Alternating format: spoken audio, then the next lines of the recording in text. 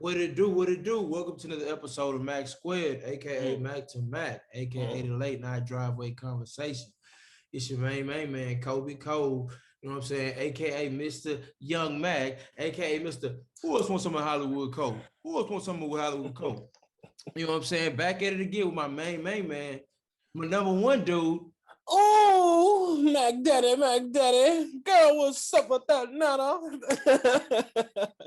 It's the boy Ooh. Mac, man. Return of the Mac right here, back again on the podcast, man. Trying a little something new this time around with you. What's good with you, my guy? Man, man, same old, bro. Just trying to stay off the radar a little bit, make a little bit of change, and enjoy life with the family, I right? How feel about that, yourself? How about yourself?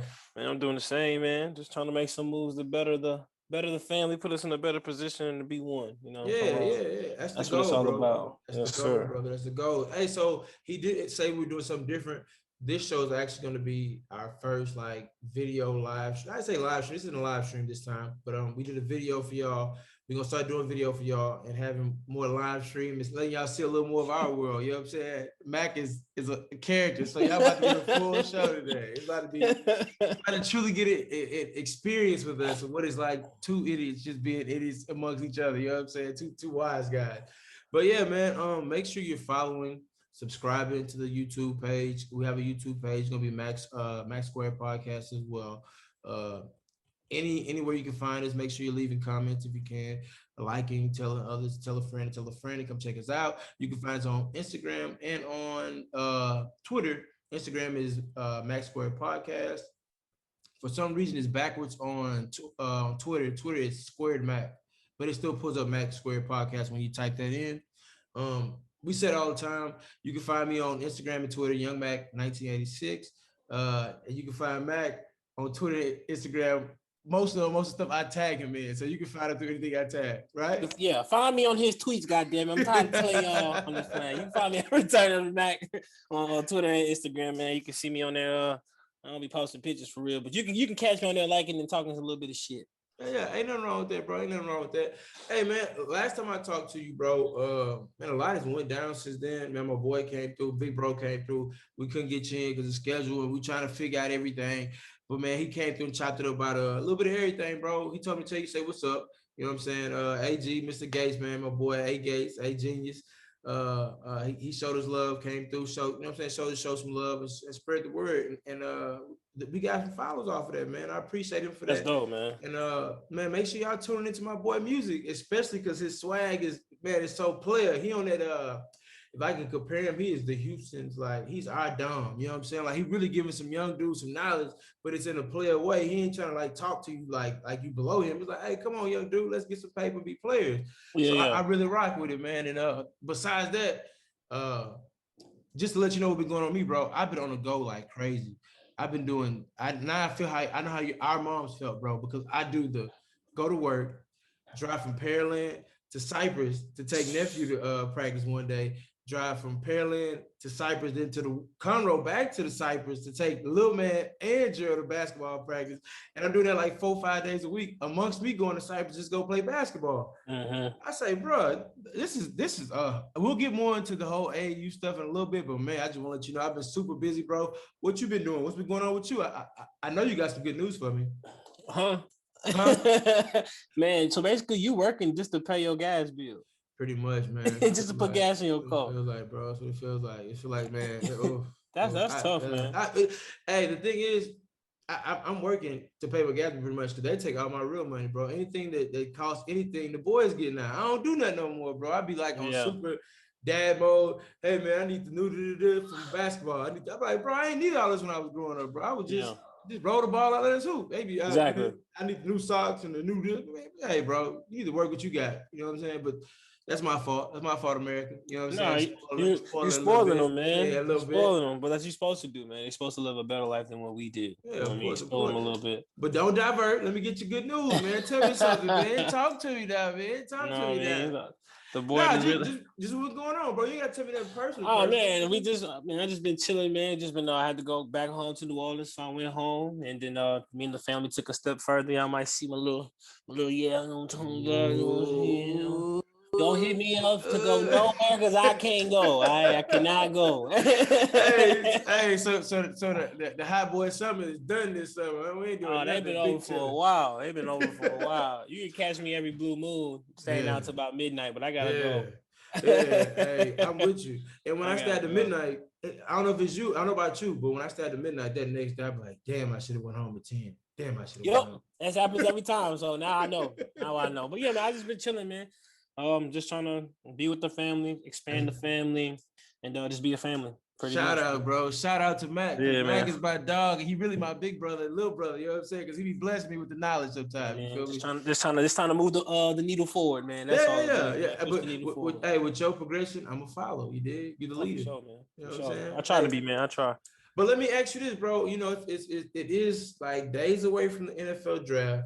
I know you got a bunch of burning questions because your team is relevant right now. My team's relevant for all the wrong reasons right now. So like, we can talk about both of those, or we can just talk about some positivity. We can talk about a whole bunch of stuff. But tell me what's on your mind, NFL wise. What you been peeping? What you been thinking? I think it's a fun time for the young guys, especially anybody that gets to have like their name called on the stage or to get that final like dream come true moment. You know what I mean? I think it's always dope for those guys in that type of personal aspect.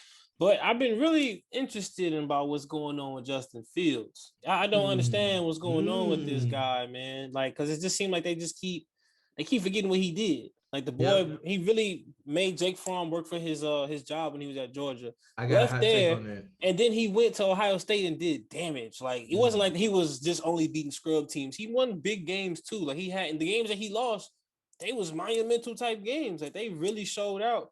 And it's just funny how they just be like the Mac Joneses. But we know the Alabama quarterbacks is always just on a great team, especially in that case of scenario. But it's just weird, man. Especially the BYU kid. When the BYU kid played in the big game, she didn't really show up. So I think it's kind of funny how Justin Fields is falling.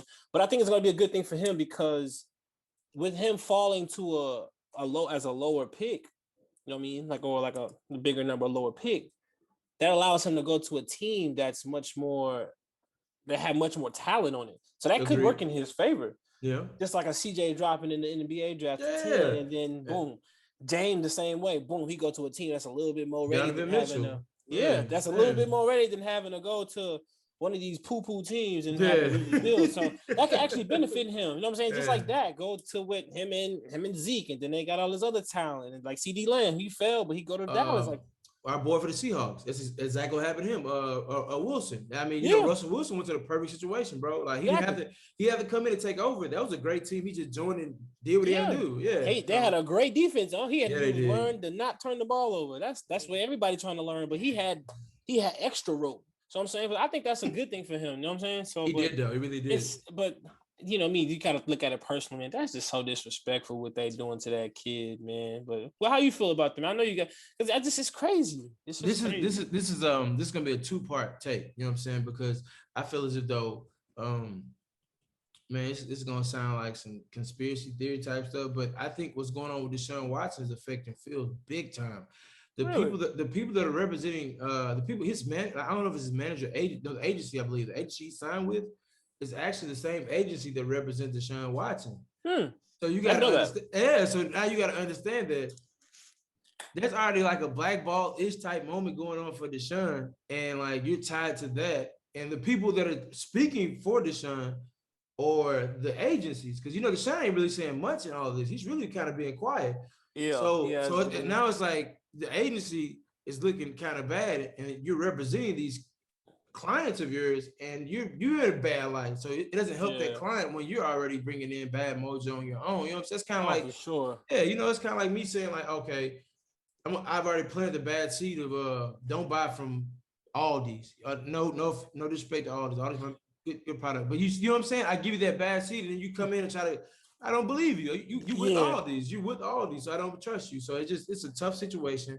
I think the kid's gonna thrive in the league. I think they're really good there. But I just feel like I hate the politics of sports sometimes. And I think the politics are hurting him a little bit more than his actual game. I agree with that. Before we move on, because I definitely agree with that. But I think that those rookies that come in, do damage, and win games, those on winning teams, they usually get the award. So I think that's going to land on him because he's going to be in the best suited situation. But hey, what is the issue with Aldi? why do people shit on Aldi? Like, it's still just got good stuff. It's just an easy kill shot, I guess. I don't know, bro. I don't know. You know what I'm saying? Like, hey, shouts out to Aldi. I've got water from there before.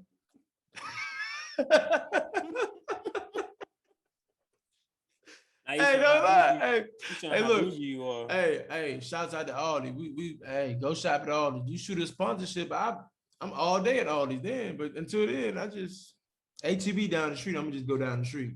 I don't know. I don't want to go to Aldi. Yeah, but you bring up the draft. Let me ask you this to tie it back to Deshaun. We ain't got to get on to Deshaun right now, but do you think that the Texans will make a move? Do you think the 49ers, let's say, because I heard this scenario where the 49ers draft and that draft pick they got from the Dolphins, and later on give that pick to the Texans when they figure out what's going to go on with Deshaun. Like either they'll keep the pick or they'll just trade the pick to the Texans later on. But what the Texans want in the later first round, like a couple years later, first round draft picks for Deshaun to get that even swap. You know what I'm saying? But they want to make sure that Deshaun's going to play first. You think Deshaun gets dealt after the draft or sometime in the draft? After the draft. To say a whole lot. No. I think he definitely gets dealt after the draft because I think what San Francisco should do, stay pat. Yes. Don't move because you're in a unique situation where you have a guy that actually gets hurt all the time, but when he plays, he's actually has a great winning record. I think he's 22-8 or something like that, or something ridiculous that where Jimmy G is actually pretty good when he does play, but then sometimes in the big games he just don't show up. Well, that'll be good teaching moments for somebody young to be there. You know what I mean? So I don't think they need to press. They don't need to make a move. They have the ability to just stay pat, probably draft a quarterback, and have that flexibility. You know do you think anybody trades for Deshaun, or do you think Deshaun won't get traded to after the draft because the Texans waited too long, and now it's too much of the other stuff going on to hinder him from being traded right now? That boy can't move with all that stuff going on. They cannot move him. Nobody's gonna take that on and just be like, "Oh, you're gonna just switch states while you got a court case going on out there." Nah, man, you can't do that. Because it's just like with the NBA when guys get traded and then some guy fails a drug test, that trade is now void and it goes right back to how it was before that. But don't forget this part though. It's not a criminal case. It's only civil. So if he loses, he's only losing money. He can't be like the NFL can suspend him, but like he's not going to jail. Like in worst case scenario, he's just coming out of more money than what he expected. I'm glad you brought that up because I think a lot of people are like, "Oh, he did something maliciously," as in like he's facing jail time. But like, there's no way that you're right. He's not facing jail time at all. It's just money that he's gonna lose, not freedom, and like a bad reputation and a stain on his like legacy type thing. That's the only thing that he's facing. So it depends on the organization. Now, if you're the New York Jets. Yeah, why not make a move? But they're in a perfect position to draft somebody for the future as well. So I don't really know what the Jets' plans are for the draft, especially after trading Sam Darnold. I thought they were gonna try to do something to get Deshaun there. Then I heard even with trade the pick away, because I just looked this up, but I heard they were even still looking at the tight end from Florida, and if not him, another quarterback to pretty much be the franchise guy. And it made me start thinking because I keep hearing about this tight end. I heard the Cowboys want him, like two other teams wanted him. What's up? Is this guy really that guy? Is he too hype? I didn't watch a lot of SEC football. I'm a Big 12 guy, and I low-key don't like SEC because they just get too much love in my mind. I'm just a hater. I'm gonna be honest. I'm a hater. But yeah, so I didn't get to see a lot of Florida football outside of I think I watched the A&M game and the LSU game, but both of those weren't. Well, the A&M game was actually really good. The LSU game wasn't as good this year, but yeah, you saw him a little bit more. Is this guy a top 5 pick? I don't know. I think his potential is through the roof, but that's a lot of guys. You know what I mean? So I think that he could be somebody, but I don't think that he's that. I don't know if he's that guy just about yet to take in the top 3 picks. It's not like this guy was. Like we knew of this guy before the draft started popping up, and like he wasn't like player of the year type of you know what I'm saying. So Florida always has good talent and good receivers and things like that. But I wouldn't, tight ends, bro. But what? Yeah, because Hernandez, all those guys. But listen, what are you drafting a tight end for if you have nobody to throw him the ball? And my other point would be, they just went through this with the young quarterback. It didn't work. You guys don't. You keep trading out your coaches, assistant coaches, personnel coaches, quarterbacks coaches. You guys don't know how to breed a quarterback. That's just the cold hard truth. So I I agree. think they're still gonna take one. I think they're gonna take the wrong one probably because if it's not at that point, It's either Mac Jones or a kid from BYU they're talking about. so So you're going right back into the same situation to me. I don't think that Sam Darnold's a bad quarterback. I think that he went to a bad situation. If that makes sense. That makes sense. Yeah, but I think he probably could have been overhyped a little bit coming out of USC because he really I think wasn't really I'm about that to great say at USC. He he was really eh. wasn't. So it's just the same thing. It's just like about if you pick the Wilson kid, he wasn't that great at BYU. Okay, he was good, but he wasn't like that great. Like I still would take Taysom Hill over him. I take So Taysom Hill easily. and that's saying a lot. Yeah. And then like College career wise, anyway. Yeah, yeah, definitely. and then if you have Mac Jones, I mean, that's just like having Daniel Jones in the Giants. Like he's not. I mean, he got a good arm. You think you've seen the guy throw the ball and things like that, but like, is he really going to be the guy to take you to the next level? Because I'm thinking that playing at Alabama, having those type of receivers, and having those one-on-one matchups and them winning them easily is a whole different ball game than the Alabama corner from that was your room your hallmate last year. Yeah. He's on defense now. And then guys is 10 times better than him on defense now. And they're not winning those easy throws every single game like that. People are getting jammed. So I don't know how good he's gonna be when the playing field has evened out.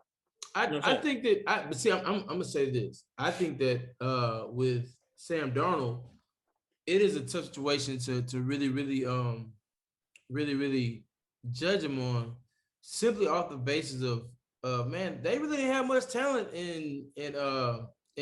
for the Jets, and it's gonna be the same thing for Mac Jones. Like, so you pretty much hitting it on the head. Like you're just gonna go through the same wheel. I think you should go get your O lineman, maybe go get your somebody in the trenches, left or right, and get you a vet that you can get to like steer the ship until you can go get a franchise quarterback. I don't think it's a David Carr situation. You bring a great kid in, but it's a bad situation. He's not gonna thrive because he can't none of these guys are freaking. I don't think Andrew Luck could thrive in this situation, to be fair. Like you have to put people in good positions to win. And that's what a lot of people don't understand. It's not just, oh, if I just put Michael Jordan on the 94 Vancouver Grizzlies team, they're NBA champion. No, that's not how it works, bro. It takes a lot more to make a player great. The guys around the great players would make the player great. So that's, you know what I'm saying? But true athletes kind of understand that, but the fan doesn't. And then it seems like GMs are fans to some degree because they don't be understanding. Like, you're part of the system. You should know that. Yeah. I got to get him like around him good. And then whatever we put there don't matter really. Because like, because everybody's in the NFL is a talent. Like, no matter how we want to put it, like the NBA, if you make it to the league, you're a talent. But it's all about getting the right situation. And that's where like the shit start getting crossed up. And then it just sometimes it's better than you know? So I think that they should definitely be they should be the main team monitoring Deshaun Watson's situation. Agreed. They should be the main team because I mean at this point he's probably the only guy in the league that has shown, well, I won't say the only guy, but the guy right now that's on the chopping block or kind of available that you've seen do more with less. And that to be the positive sign for the Jets. I agree. I totally agree. But let me ask you this though. Do you think, because I asked you this a minute ago, I'm gonna ask you again. Do you think they make a trade? Or are they just sit and wait? They sit and wait. Well, 49ers definitely sit and wait, but Jets, they had no choice with the Deshaun Watson thing. If Watson wasn't going through this, they would have definitely tried to pull a billion triggers. It would have been a little Uzi. They would have been shooting that motherfucker, like I'm saying. Yeah, they definitely would have been shooting it because it's no reason for them to just sit on their heels and just to go through this again for another, 4 years? Yeah. That's tough, man. That's mad tough. And then with the comments you said about the GMs, how they become fans, you got to understand those guys take a lot of risk on players that don't pan out. And some of those guys work out, some of them don't. Like he got Robbie Anderson, that worked out, but then he left him in free agency. And so then you got the Sam Darnold, like you're like, oh, I don't want to give him this money. It's not really working. Let's let him go. But they've also had bright spots, Jamal Adams, but then Jamal Adams is like, man, I'm tired of playing defense for this terrible ass team. Those types of things happen. You're like, man, I got to find a guy that's going to stick through it. I got to go the through kid the last year type of thing. Was the Yeah, kid man. last year? The D lineman they got last year. He's a bright spot too. Is it DeQuincy Williams? I think. Queen and Williams. Boom. Thank you, sir. Mm-hmm. He's a hell of a player. The Texans wanted him. Supposedly were interested in him for in a trade scenario with Sam Darnold. I think looking at the draft board, if there's anybody that could come in and like really Knights of Vale, still Knights, like Knights of the Vale, and come in and save the day for Jon Snow and take Deshaun away. The Dolphins, bro. The Dolphins have the number 6 and the number 18 pick, and they have two they can give back as well. So the Texans wouldn't have to draft a quarterback early. But the only thing is, like we said, the baggage that comes with Deshaun makes it hard for him to be traded. So to be fair, I'm gonna say something. It's just honest. I think Deshaun won't get traded anytime soon, if at all. To be fair, at this point, I think so after the case is settled and things like that, until he comes off that bread or he gets to beat the case or whatever, then we'll see some type of movement. I like that what you said about Miami though. I will say this: if they take a non-quarterback at 6, they building around Tua.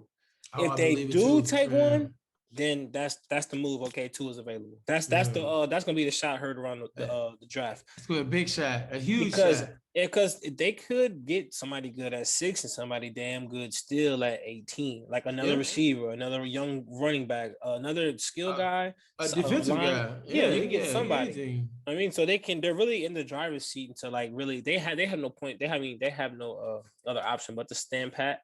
Because if you make a move too soon, because all the other teams get anxious, you're gonna piss on your leg, and you don't want to do that. Big facts. You're right about that, and I totally agree. I think the draft will be, as always, very interesting, very entertaining. We're gonna get some good, hilarious moments of players with the commissioner. We're gonna get some good home viral moments. I love the home viral moments. To be fair, like CD Lamb, Lamb, I'm like, girl. Don't do that. Don't play with me right now. Hey, man. She got herself X'd off the list. She was stupid for that. She was stupid. Or the infamous Russell Wilson and his girlfriend at the time. Like, she was super excited to have a picture of her now, like super excited next to him. And she like, if she only knew that Sierra was in the winds waiting to come and snag him. I'm like, yep. So that's tough too. But hey, I will say this, bro. The Watson saga, to transition a little bit, the Watson saga, I gotta ask you, bro, because we haven't talked about it at all, really, me and you. I gotta ask you this, I'm gonna let you take over. What are your thoughts on this situation? Do you think you don't tell me if you think he's guilty, not guilty, but do you think it's a little bit of rush to conclusion situations here? Or do you think it's just simply let's see what the court's gonna do? Because nobody really knows. We had a conversation about it last episode where me and bro were talking, and my take on it is, I think that something may have went down, but it wasn't a forced act. So, like, in a sense of two adults being adults in the room, you know what I'm saying? And something may have went down, maybe beyond somebody liking one time or somebody mad later on type stuff. Yeah. But it wasn't a forced thing, because you wouldn't go back to a forced situation, I would hope, and I would file charges on a motherfucker if he was forcing me to do something. You know what I'm saying? That's just me though. That was just my take on it. But yeah. I think he took Kevin Hart's advice a little too much to heart. When he had that stand up and he was like, hey, sometimes you just gotta put it on the table, son. Sometimes you gotta put it on the table. I think Deshaun took that a little too literal. And he really was like, hey, gonna fuck with it, not gonna fuck with it. You know what I'm saying? Like, he was really on that high school crash shit. I knew that wasn't the answer you was expecting, but like, that's how I feel. Like, I think he was tripping. Like, I think it worked one time for him, and then he was like, "Man, it must be popping." But I will say this again: if you are a horny athlete, you come to Houston, Texas. All the horny athletes just always end up in Houston. You had James, you got this boy here. You heard about Sterling Brown because Kevin Porter wanted to go out and stuff like that. So these boys just be Daniel House Jr. in the bubble. They just horny out here, man. In Houston, they just know there's a different type of state. This is our own different country. Anything goes out here till it don't go. You know what I'm saying? I agree. I agree with all that right there. Man, it's something in the juice out here, bro. It's definitely Yeah, something in the juice. and I don't know if he's guilty or not because I don't know if that because if you can't really go to jail for something, I don't really know if that's like really Yeah, guilt. I think you was just doing too much. I yeah. would say that I think he was just doing too much. 22 is a lot, bro. Yeah, man. Like I think you really just thought that he could like really get away with just like popping it off like that. But like it wasn't like he was doing it with like underage girls. Yeah, yeah. It It was wasn't like sex consensual. Yeah, it was a trafficking. Yeah. consensual act. These Yeah, were consensual he acts. was just shooting his shot every time. Like he really like was like Kobe nigga. Like he was really just shooting that, like letting that clip fly. You know what I'm saying? Like Boy, I true. don't know what's Hey, wrong with that boy, but like I mean I don't really judge him. I'm like no, no, that's no. Everybody got a vice. That yeah, whatever. for But sure. I don't think I don't think any of it was assault. Like to say the least. Because Yeah. if it was assault, I ain't gonna lie to you. As anybody that's around them people, if you waited this long to file charges or anything against this man, like how much do you really love that person? You know what I'm saying? Yeah. I just don't believe like you said it was malicious. Like that he was trying to like you know what I'm saying, like rough house and do all that crazy stuff. Yeah. I think he was just it just got excessive into a point where he just needed to be like, hey man. Two takes, bro, from the stories. One was the one where there was like people giving him a hard time on Facebook about this one, where he was like, he asked if the girl was good with glutes. Could you really get him a glutes? Could you really get you like? Could you really get in there? And boys like, damn, Deshaun, was you trying to get that Dwight Howard treatment? I said, oh, Nah, man, you bro, play stop it, bro. sports. Yeah, I'm like, Yeah. bro, stop it, bro, stop it, bro. Like, but you know, Not the boys Dwight go, Howard. yeah, you know what I'm saying? Boys go take off left every time with it, bro. Oh, You for say something, they sure. go just take off with it. Then the other one was everybody on had the mindset. I hope he didn't do this though, bro. I had the mindset like he came in half chub, got I'm like first off, dude should think like this. Half chub and would just smacking chicks on the hand the whole massage, like yeah, like it's here, like you know what I'm saying? I'm like, bro, I can't believe this. You know what I'm saying? Like I hope he wasn't doing that, and I hope, to be fair, I hope all this shit pass over because this is a bigger. And I'll get to this in media, bro. But this what's going on is a bigger issue than what we giving it credit for. But because it goes on so much, it's just like a normal thing to us. But like on some real shit, this is some scary type shit, and how the media can turn you and turn everything around on you, bro. You Oh, know what for I'm saying? It don't take sure. but a couple posts and a Google search to ruin your name. You know what I'm saying? Man, it's crazy. It's tragic. It's really, really tragic because people just want to see you fail. It's Yeah. crazy. I just think that the timing of it all is very, very weird. You Yeah. know what I'm saying? I think that's the man trying to force him way out, and somebody got told a story and was like, "Hey, you should do yeah." Like I just think that it's just some shady shit going on. So that's why I think that we're also not going too hard on him, really, because like, it just seems like everything's very awkward, and then we just like, okay, we're gonna wait for all the facts to come out. You know what I'm saying? The facts about you and how the facts about this really slipped out, or like how these people really came about. You know what I'm saying? So I don't know because a lot of athletes get massages and stuff like that, and they because they have to. We all have gotten massages as athletes, bro. Yeah, You've had a physio before. You've had massage therapists when you like not yeah, massage therapists, but like trainers that give you massages because yeah, muscles bind, kink up. You get yeah, cramps. You got to work on this stuff. So I totally get it. That's why it's like it's hard, bro. It's hard to yeah. believe because And it I, be girls yeah, and dudes that do it. It's I like know dudes that have married trainers yeah, that have kids with trainers or like with physios and things like yeah, that. Like I know people that like have like real relationship with these people. So I don't know. It's just very weird, man. That this is super. that if Deshaun was doing this and that these girls really came out with stuff like that. Yeah. But speaking on the draft for last thing though, I really hope that we get a wide receiver, Terrence Marshall, Elijah Moore, whoever the case may be. I Tay wish, son ain't making it, y'all, man, nah, man. I wish, man. I huh? wish, man. I really wish that we can get Jamar Chase. I think he's gonna be a problem. I think he might go somewhere that especially if he get taken at 6. Ooh. Or to the actually, if he go to 5, if he go 5, I think that's a likely spot for to him. the Bengals? Yeah. Oh, Yeah, AJ Green is gone, so that would make sense. That would yeah, make but he sense. back with Joe Burrow again, so that But going okay, crazy. this is gonna be a we don't get too much into it. I'm gonna just ask you though, but not to get too much to it. Where do the Falcons go? Because the Falcons can low key go get another receiver, which they would always do anyway. Or are they going? Excuse me. Are they going to go quarterback? Are they going O line? Where are they going? Where do you think they're going? Knowing the Falcons, they're probably going to get like the best available, like whether Yeah. that's a lineman receivers, somebody that don't make sense.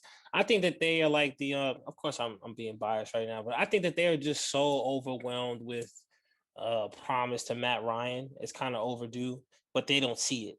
You know what I'm saying? Yeah. And I hope that they do, because if they were smart, you go ahead and pull the trigger on a Mac Jones or something like that. I mean, that's a type of situation where he could go because there's a bunch of weapons. But You know to what I'm be saying? fair, y'all, if he wouldn't go to a place like that, I think the Giants got to go get a wide receiver this draft. They got to get a wide receiver. Oh, absolutely. Sterling Shepard he's not producing on a level that could consider him a number one. He's really a slot anyway, and they don't have a real outside threat. Like, they don't have a Hakeem Nicks no more. They don't have a Odell Beckham Jr. They don't have OBJ. You know what I'm saying? They don't have that anymore.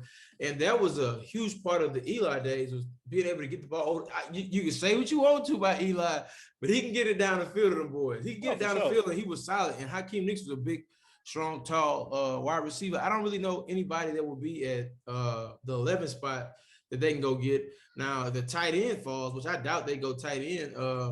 If the tight end in Florida falls there, that'd be a good spot for them. They have Evan Ingram, but I don't know if they're sold on Evan. That's what I'm saying. But, if the tight end fall, they definitely need skill position people, and they keep saying that this is the deepest draft for the wide receivers. So they definitely can get Terrence Marshall. They can get Elijah Moore. They can get more talent at that pick at 11. Would be a good pickup too. Yeah, speedy receiver, can spread the. I mean, they still got Tony, that running back there, but even though he's like a running back and you already have one, he can add on as a receiver, and that can change the dynamic of your offense. A Duke Johnson, like a Sproles, or something like that. You know what I'm saying?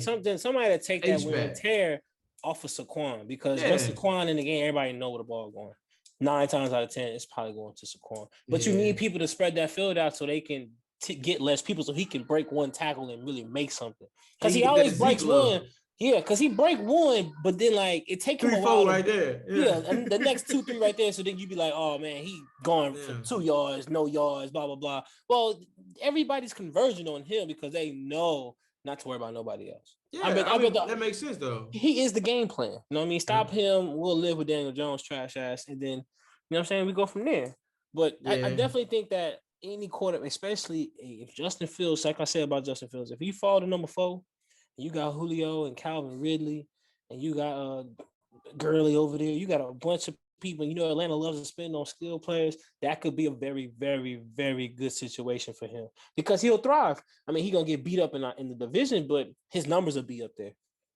I agree too. I agree, but man, I'm really defeated on the draft. You know, I'm like almost a retired Texans fan, and we don't draft to the 3rd round. And they're talking about we might take Kellen Mond, and I'm gonna leave that at that. I don't even want to discuss it, but I'm just gonna say what they said, and I'm gonna leave it at that. Yeah. Hey, he got better over time, but that's gonna be some rough football to watch, because y'all gonna be expecting Deshaun Watson, and he is no Deshaun Watson. But I'm gonna be happy, bro. I know I look sad right there, but I'm gonna be happy. I'm hurt. I'm just a hurt dog over here, damn it. Speaking of Texans, what is your upcoming schedule looking like, so we can talk about the opponents that you guys have, just so we can know if there's actually some teams that if you go against other rebuilding teams, if you're going against contenders that you are definitely that you feel like you could definitely lose or be the underdog in most games. Man, looking at our schedule, the first game is an amazing game. Our first game of the season is going to be at Glendale, Arizona versus the Arizona Cardinals. We're starting the season out there. We leave there, go to Buffalo, then we go to Cleveland. We go to Buffalo, then we go to Cleveland. Then we come home for the Colts, Jags, Tennessee, New England home. That should be a win. Jets, probably lose that game. Rams, lost. Seattle, lost. Chargers, lost. Indy again, lost. Jacksonville, we probably lose to Trevor Lawrence there. Miami Dolphins, we go there, probably lose there too. Then we got Tennessee to wrap it up, and then Carolina's our last game. Now, I don't know if you peeked, but out of those teams I just listed off to you, 1, 2. You play the NFC West and you play the AFC North. East. AFC East. Bills. East, there you go. East, yeah, East. AFC East. The AFC East. But look, the Jets, the Dolphins, the 49ers, and the Panthers are all teams that could possibly trade for Deshaun Watson. You know, that all Yep. have interest. And New England, I'm sorry, also New England. I forgot about them too. They have interest in trade for Deshaun.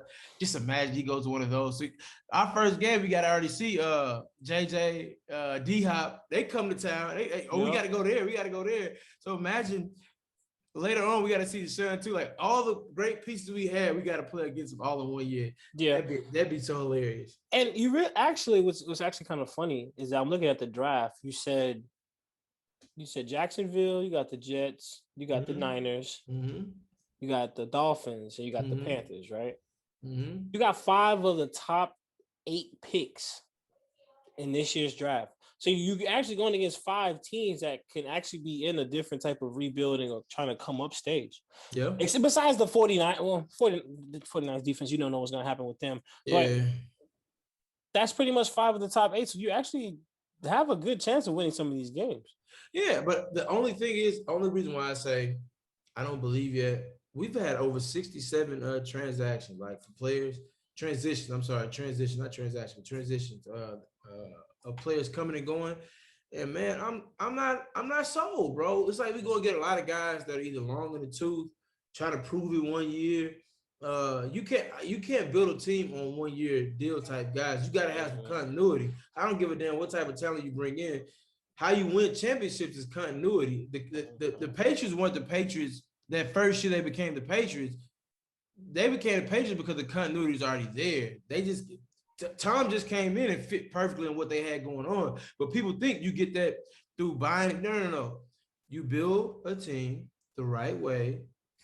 You might get lucky with a free agent here or there, but usually when you bring a guy in like that, he's already proven somewhere. So he's not coming to be a part of your program. He's coming there as a hired gun. You know what I'm saying? Yeah. So you got to make sure that hired gun is a part of what you're trying to do. Because if not, it don't work. And then you look like, oh, he's a horrible GM. No. He just don't know how to make chemistry come together. And then having 1 year guys, they all about me. Hey, bro, I'm trying to make sure me good. And there's scheme to sports. You got to be scheme guys. Because if not, you're not going to win. Chemistry is not his job. That's the coach. Yeah, I definitely agree with everything you're saying. But chemistry is not the GM's job. That's the coach's job.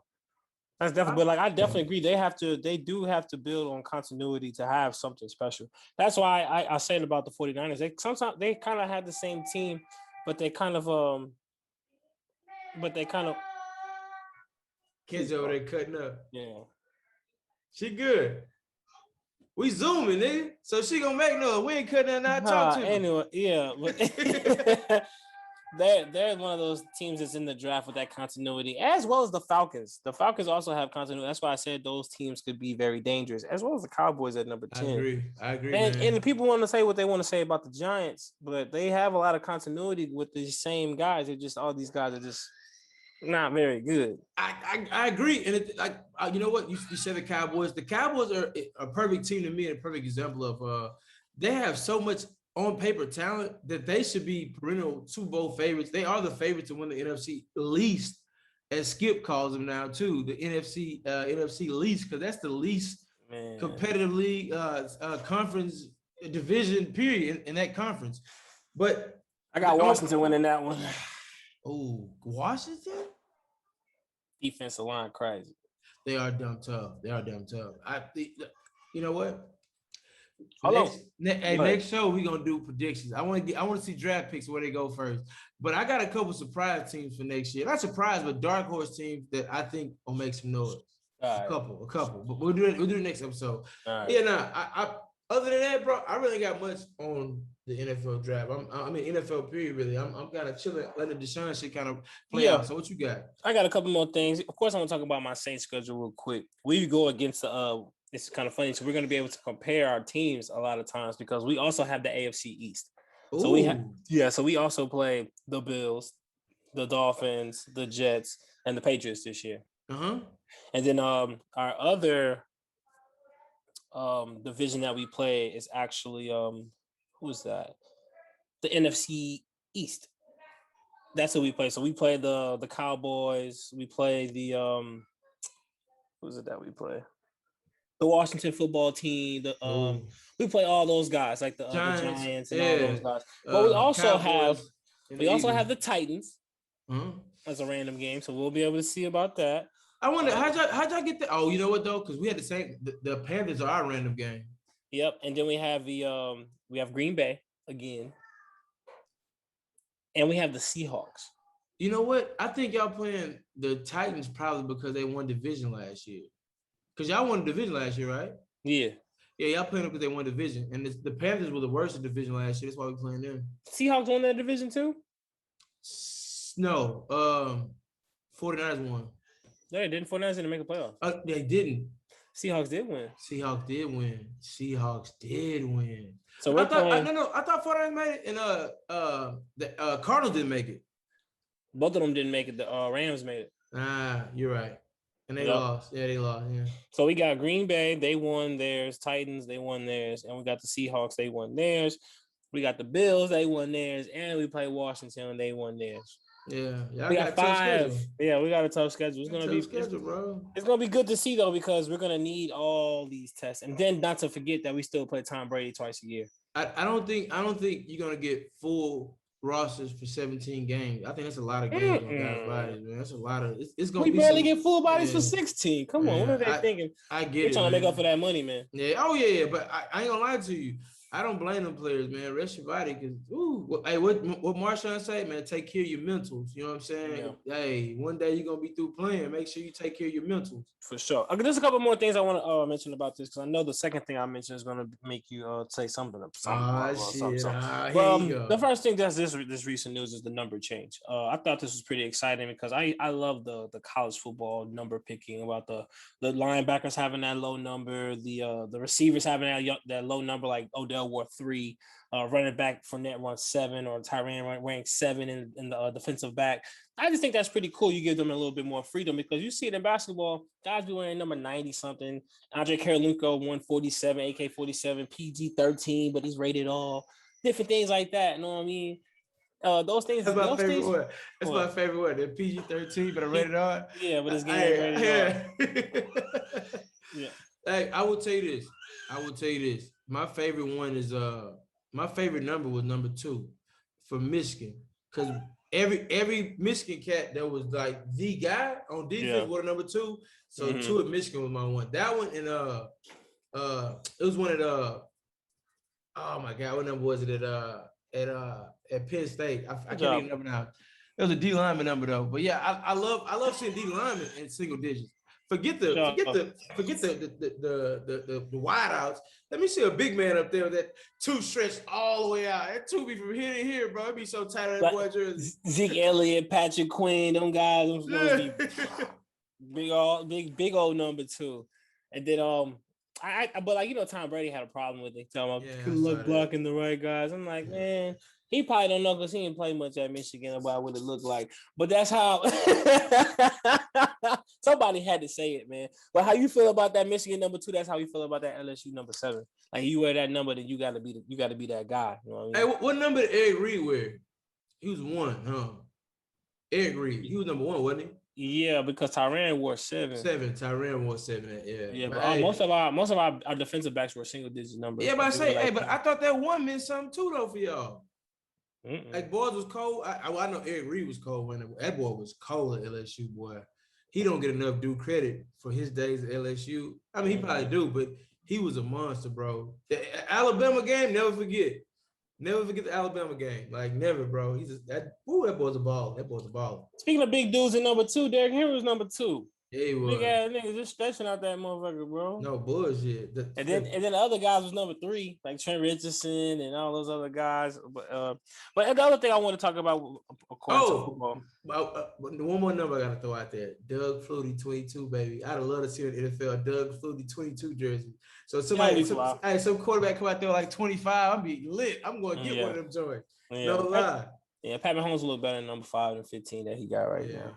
But I like that this conversation has come up, because I know you heard about Julian Edelman, about him retiring, and then I saw a lot of feedback, people talking about, oh, he's a sure shot Hall of Famer because of his resume and things like that. And I was just like, man, he ain't that good, man. I know he had a couple crazy catches, and his story is very crazy, from playing quarterback and then transitioning to receiver and things like that. But they try to do that to other guys plenty of times.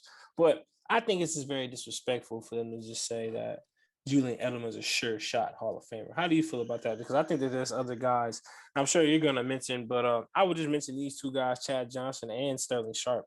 Those two guys aren't in the Hall of Fame. I don't even think Terrell Owens is Terrell Owens made it yet? He's made it yet, right? But Chad Johnson and is definitely one of those guys that I really thought that was uncoverable.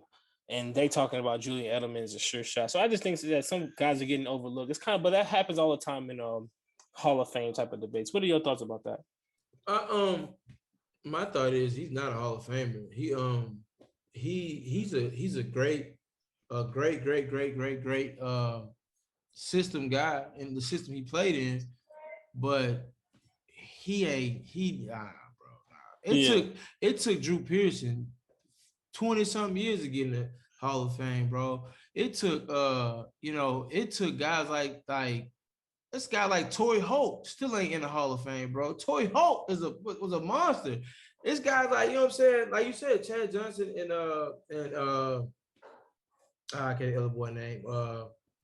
God, you just named both of them. You said Sterling Sharp. Sterling Sharp probably the greatest wide receiver that won't ever make the Hall of Fame. And he was a monster. He was a problem. Andre Rison not in the Hall of Fame, bro. You know what I'm saying? Like these are dudes that had phenomenal careers. And to think that like this is where how can I put this in the right way? Without saying it the way you want to say it. Yeah, man, this is where that privilege be kicking in, bro. This ain't got nothing to do with pure talent like that. He's just a hot name on a hot team. Like Steve Largent was doing work, you know what I'm saying? Not saying that Edelman wasn't, but like what year he ever led the league in reception yards?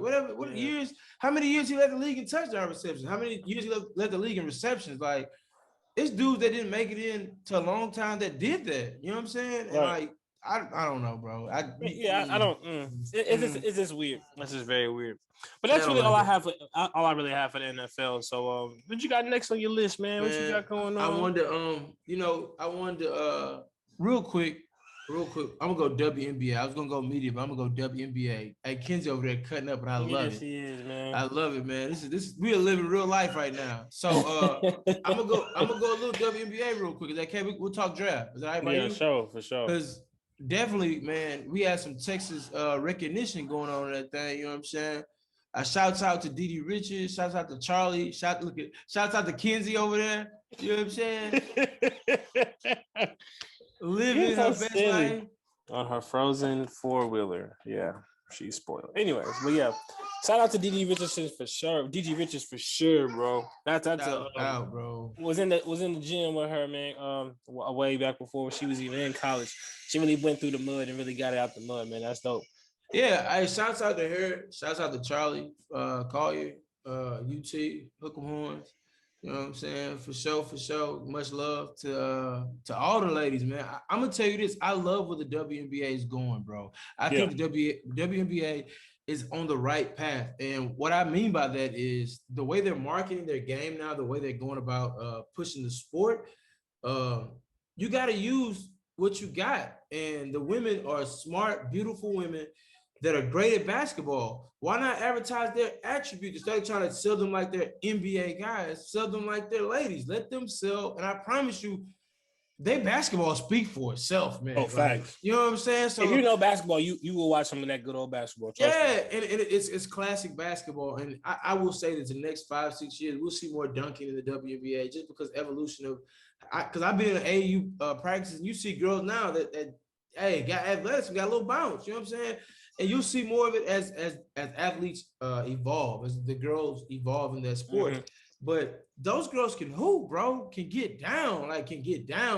And I really salute all the chicks coming out of ladies. I'm sorry, no disrespect intended, but all the females, the great ladies that came out of Houston area, the Texas area. But man, there's so many great Houston hoopers, male and female, and we don't really be getting our just due till it's just that one that make it. But man, shouts out to Didi, man, because super proud. You know what I'm saying? She's Cypress, and hey, we always stand up for Cypress. So hey, the twins, all that we got a love for all our Cypress alumni. we stick together and we rooting for you. You know what I'm saying? Hey, Even though we ain't got a team in Houston, we rooting for you. what I was gonna say about the WNBA too, I like how they're doing it also on all fronts. They're actually appealing on all fronts. They're making I sure they love cover it. all the bases. So they're making Yeah, sure that they're in activism. They're making sure that they're in yeah, ownership. They're making sure that their game speaks for itself. They're making sure that they're expanding themselves into Europe still, into the sports broadcasting, global. into coaching. They're doing it all. And another thing that's always with people, especially in America, or just people over all the continents, is that visual. Yeah. So they're starting to do it with. I know you've seen the New Jerseys. The Yep. New Yep. Jerseys is eye appealing. Yeah. The orange hoodie. When you see somebody with the orange hoodie, you're like, damn, I knew I should have got a WNBA Yeah. hoodie. Like, Yeah. so they starting to have like their own type of trademark type I of like it things where too. that they're starting to get that notoriety off of visual, and that's sometimes people they have to learn. They have to learn through that. You know what I mean? This girl drives me crazy. See, y'all don't understand, man. Y'all don't understand this. She's doing That's laps, bro. for She's doing life. laps. But yeah, I'm a family man, guys. But anyways, Yeah, we but all are, like bro. they So they're that's why we getting enjoyed it. they're getting that attraction through eye. You know what I'm saying? That's they Agreed. you have to be in people's minds. You have to be on people's top of their conversations. And you have to appeal to that eye. Of course, they're beautiful women, but they also getting that apparel down. I love the New Jerseys. I love the trademark orange. And but we've been rooting for girls basketball, Yeah. women's basketball. I We love grew women's up here in the city basketball. with Brittany Yeah. Griner, Yeah. the Oguma Case sisters. Like they Yeah. right down the street. Like they from Cyprus. You know Yeah. what I'm saying? Yeah. So Yeah. we've always supported it. We just wish that the rest of the world would be put on it Yeah. as well. That's all Big we're trying to facts. get to, man. Big facts, man. Shouts out to the ladies. We right behind y'all. Max Squared rock with y'all. You know what I'm saying? And well, you know what? We gonna this all of May. We gonna show nothing but appreciate the WNBA players, college players, I'm and gonna we be on gonna here with HB. one. Hey. I'm gonna give me one of them Hey, you know WNBA what I'm saying? hoodies. Yeah, I'm gonna be in one too. We're gonna show mad love, man. We gotta show some appreciation for everybody. We all inclusive. So with that being said, bro, I'm gonna jump off the WNBA for a quick second. I'm gonna go media really quickly. Then we go to straight NBA talk and a little college talk, a little bit of college basketball, but WNBA talk. I mean, All right. definitely NBA talk. So, media today is gonna be, of course, we got to talk about this because it's finally come to a conclusion. The George Floyd trial, bro, it finally came to conclusion. We know that Derek Chauvin, however you say his last name, has been convicted. It doesn't matter. Yeah, it doesn't matter. He's been convicted of murder and manslaughter, 3 counts of charges he was facing. He went down for all 3. He's found guilty. He's going to jail. He's going, you know what I'm saying? Whatever happened with that's gonna happen with that. But how do you feel, bro? How do you take it in? I'm gonna let you speak on how you feel on it first, or if you want, I can speak on it first and tell you how I feel, because it ain't too much I want to say, but I do feel like we gotta address it because this was a hot topic early on in our show, and it's a very hot topic in our country. And this actually, I'll explain more on my point, but give me your take, bro. I think it's great that he got charged on all 3 counts. I think that's a great sign of hope for us to be like, okay, well, they might actually hold them accountable, hopefully. But then, like, of course, in the back of your mind, you're like, nah, this is a whole new, it's just a one-time thing. You know what I'm saying? But I think we just can't get caught up in those small battles in amongst the war. I agree, mean, man. so because people always, there's been plenty of wars and people have won battles within wars. That didn't mean you won the whole war, though. You know what I'm saying? It just, but I'm just hoping that we don't get caught up in these small wins. I think you said something about that, or you know a great quote about the small wins and small. They don't really mean nothing, but that's what they give us. I just hope that we don't get caught up in it. I'm glad that this happened. I don't want to take anything away from it. Of course. But even when this is all going on and this great news comes by, more people are getting killed for the same type of situation. Yeah, the young guy. I mean, there's a bunch of these situations still going on. So while things are changing, some things just stay the same. Even we can be, and that could be about things around it. It can be about the same topic. But I'm glad for George Floyd and his family. Well, for his family, I know that he can't bring them back. That's what we really want. But I'm proud that the people really use their voice in the protest and really push this story and push this to actually make this happen. I think that's what we also cannot get swept underneath the rug, that we the people talking about it protesting, wearing shirts and hats, doing this and that, retweeting, tweeting, and making sure it stayed on the front of people's mind and in the conversation. I also helped this happen. I mean, so I think Yeah, this is a victory for everybody. But I yeah, man. agree. I totally agree. I feel as if though I really feel as if though this sets a precedent, and that's a big thing because now we can always go back to this case and say this is just like that case. So this is a huge moment. I will give us that, but I'm with you on the notion of we can't bask in this celebration and forget that we still fighting the war. Like, yeah, like to equate this is like we storming Castle Black. You know what I'm saying? And we may have took Castle Black for a minute, but the people coming back, and when they come back, they're gonna take it back from us. You know what I'm saying? And they really gonna destroy everything we thought we put together because we're celebrating instead of still fighting the war. You know what I'm saying? The war is not won, and the real war is justice and equality for everyone. What happened though, and I will say this as a side note, with that judgment, usually things like this, it benefits everyone. This isn't just gonna benefit blacks. So a guy posted on social media, you know, for whatever I won't call his name out, nothing like that, but he posted the numbers or whatever, who gets killed the most by police. And you'd be astonished at how many Hispanics and whites also are murdered by police and they're unarmed. We just don't talk about the situation. And like, this is gonna be my take on it, bro. We have to stop looking at just this individual, just the black getting killed. We gotta stop it as a whole. Like, we need to stop people being killed by police as a whole. And it's like police reform and defunding. Yeah, and like you have to truly start doing things like literally defunding police or better training police or stop putting police in areas they don't belong. Like if you're not prepared to deal with the people in the area you're in, go to the area, but don't put people in danger because you don't know how to handle somebody. Because just because you don't know how to talk to me because I'm 6'5", 6'6", 220 some pounds, you don't know how to handle me, but you can talk to a little guy, you know what I'm saying? Or even better, you can talk a dude down with an AK-47, but unarmed people you shooting down like just for with no regard, you know what I'm saying? Right. You have to at some point start being like, well, why do they feel like they're in a safe situation to do this? Because people only do what they're trained to do. So there must be some level of training that's saying that like this is how you handle this situation. Because that's all they're doing. And that's why they do it, because they know there's no repercussion for doing what you were trained to do. You know what I'm saying? And it's tough. It's really, really tough. But I swear, if we just keep doing what we're doing on a good fight, standing up, not shutting up like they would do in the 60s, like they were doing the 50s, the 40s, because the system was bigger than them.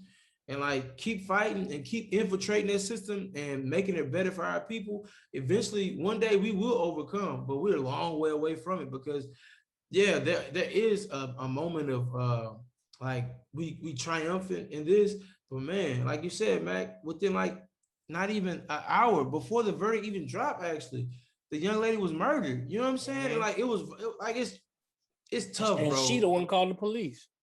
Yeah, and it's like, that's my thing. I get that you said she had a knife and you protected it, but bro, she was at her own domain calling y'all to help her because she was getting jumped on. You know what I'm saying? It wasn't as if though she was out there being a terrorist and then she called y'all because they was getting her retaliation. Like, dog, I don't like the optics of it. I feel like cops, you could, if you could find a way to, a white man just killed 10, 12 people and has his gun, and you can find a way to de-escalate that. I saw a white dude driving in Georgia somewhere, was hitting the cop's car. They was hanging on the car, all this. He was driving off with the cops on there, ran one over, and they took him into custody. And it's like, how can you find a way to de-escalate that type of situation, but you can't de-escalate us? But it's because you're not looking at us like you look at them. And that's because the system is telling you to look at us a certain way and not how you look at them. You know what I'm saying? And until we get that part of it and stop being mad at the cop itself, it ain't racism. It's just systematically. This is what's being done to us. This is what's being done to us systematically. It ain't got nothing to do. The cop that shoots you could be black or white. That's just what they're being told to do, bro. They're scared. They just doing what they're told to do. Especially, they're scared if the lady says that she pulled out she thought it was the taser and it's a whole gun. Like, I know they feel different, but what you really that frightened from him that you gotta just, you could have just tased him. It would have had it could have you could have just de-escalated the situation. He would have whatever I he had in his agree. hand, He'd have dropped it. He'd have yeah, dropped he would. it. I mean, it would have been good, but Yeah, he I don't, you dropped his man. whole life. You know what I mean? So Yeah, it's tough, and I feel, man. I feel like every step we take is gonna be 2, 3 back until we unify and come together. And what I mean by that, this is what it's. My next point is what's next. My thing is, Mac, we both are two black men, strong black men. You know what I'm saying? You ain't gonna break me. You ain't gonna fold me. You know what I'm saying? But we do have relations and dealings with other cultures as well. You date outside your culture. I date outside my culture. I date in my culture too. You date in your culture too. But the ladies we chose of the other ethnicities, I messed that up too a little bit. But you hear their sides, and you be like, okay, I hear what they dealing with the same things we dealing with. And like instead of us being blind to the fact that like we all, if you're in the same social class, you having the same issues pretty much. It just may be a little bit different for you financially here or there, but we all in the same boat. You know what I'm saying? Instead of us fighting each other and then saying like, oh well, this side don't look out for that side, or that side don't look out for that side. Like, man, let's work together. Let's find a way to build something for all of us, because we all want equality. We all want peace. None of us want to be out here, you know what I'm saying, thugging and doing bad things. Even guys that are criminals don't want to be criminals most of the time. That's just the life they chose to lead. And like the system has set us up to be divided, and we're so divided that we instead of us working together to to come up with a true like plan of action for all of us, it's all about, well, let's take care of us and let them figure out them. And that's what they want us to do, bro. Because when they can do that, we're divided. And we already, it's always a level of hate. Like if I told you, hey, Mac, you figure that, I'm gonna figure that. And I made it before you made it, it's a level of resentment because you're like, bro, why you ain't, you know what I'm saying? We both could have made it. Why you being like that with me? I done did it for you. And then you already have that self, like that hate towards each other. And we both minorities, so why we beefing with each other? We both in the same boat, bro. We both trying to make it in America, bro. You know what I'm saying? So like my thing is, I hope that we can get more work across cultures, because man, we need each other, because we all fighting the same battle, bro. The same thing that the Asians are going through, blacks are going through. Same thing that the Mexicans are going through, the Latinos are going through, rather Latino X are going through, the black people going through, and the brown people and the Asians and all that, man. We all going through the same things, and we gotta stop fighting each other, man. We gotta start working together, because if not, the system will just start picking like they're doing now. They'll go mess with the Asians for a little bit, then they'll go mess with this for a little bit. And then the media is twisting stories and making it even harder for us to work together, because they'll pin one against the other. They'll be like, hey, they're keeping us at bay, bro. Yeah, they're just keeping us at bay, and pretty we're much easier to conquer when we're divided. But we're very much harder to defeat when we're together. Then that you can see together. That you can see that with George Floyd, when we all just be like, oh no, it's just another black man. We're gonna let that ride. It goes on as another case. Like that's what they want. They want us to wave it off. Agree, you know bro. But once you be like, nah, don't wave this off. Come together. I'm forcing you to come together. I'm on your Twitter feed. I'm on your Instagram. I'm in your ear. I'm on the TV. I'm on the radio. I'm on this. It forces you to come together. And you gotta shout out to Stack 5 too, though, bro. Oh, for sure, man. For sure. For sure, man. Let me ask you this, bro. Do you think because I don't want to keep it too down, man. I know you like to keep positive vibe. You keep a positive vibe. No, we gotta talk about things like this, man. You can't fight. You can't run from these conversations all the time. That's true too. That's you cannot run from these conversations all the time. And I've come to that realization as well. Do you think that do you think, all right, so I'm asking you this, do you think that we could ever come to a place where we truly could come together, or do you think like the hate that people give off always stop us somehow from truly coming together? Like, you think we could ever merge the lines and come together and like really build some unity and build something for the community, for everybody? Because we live together, we break bread together, bro. You know what I'm saying? We all get down together, but then like when it come down to it, it'd be like dog eat dog world. You feel me? My hope, I will always have hope. I will always have hope with things that deserve some hope. And I think that's definitely one of them. And I think that the best thing you can do is handle the thing that's in front of you. You can't really just go too far and be like, oh, I want the whole state right now to be together. You got to handle your community first. Yeah, you got to handle the neighborhood that you in. You got to handle the guys that's your workout friends first. You know what I'm saying? And so what I can say is that the Blacks and Asians will be united in my family, in this household. And whoever comes over, they're going to know that, oh, that's a good dude. And he's blended, black. Yeah, so blended. Okay, there must be more like him. Like even when I first started dating my lady, they was like, "Man, who, you got brothers, you got friends?" Because I wanted them to see more examples like you. You know Yeah. what I'm saying? So I'm doing my part. You got to do yours. Everybody else got to do yours. When my family comes hanging out with your family, then they see different cultures. They're gonna be like, oh, they're gonna have their first little ideas, and Yeah. then we just start to break them down, debunk them. See, not all of them people that you got stereotyped like that is like that.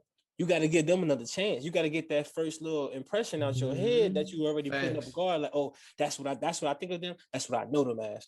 Nah, you can be proven wrong, and everybody Mm-hmm. always gets proven wrong. So we gotta do what we gotta do in our first little family group, our little Yep. community, our neighborhood. When you walk the neighborhood, you gotta say hello to the other coaches. Hey, Yeah. how you doing? Yeah. Hey, Yeah. you know what? If the Mexicans cut your grass, get some tamales from them, man. If that's what they selling, Yeah. blend the culture. So now your conversation go from just cutting the grass to food. How your Mm-hmm. family doing? Come on, What man. else is going on? You Come know what I'm on, saying? So man. you gotta take them small steps so that you can keep on building. I You know what I'm agree. saying? And so that you can start debunking those stereotypes within your own people, within your own community, and the people that you rub shoulders with at the gas station, at the stop Mm-hmm. sign, that you let past walk through, that you see them at the school bus stop. You know what I'm saying? The Africans that I see every day, I keep waving, Mm-hmm. they don't wave back. That's okay. I know that they strong minded. You know what I'm Yeah. saying? They got Yeah. their little Yeah. thing, but I'm Mm-hmm. every morning I'm still waving. But Still waving. that's And then because you when there's raised always right. there's an always on that one day. I catch the lady slipping on a sunny day. She waved back at me.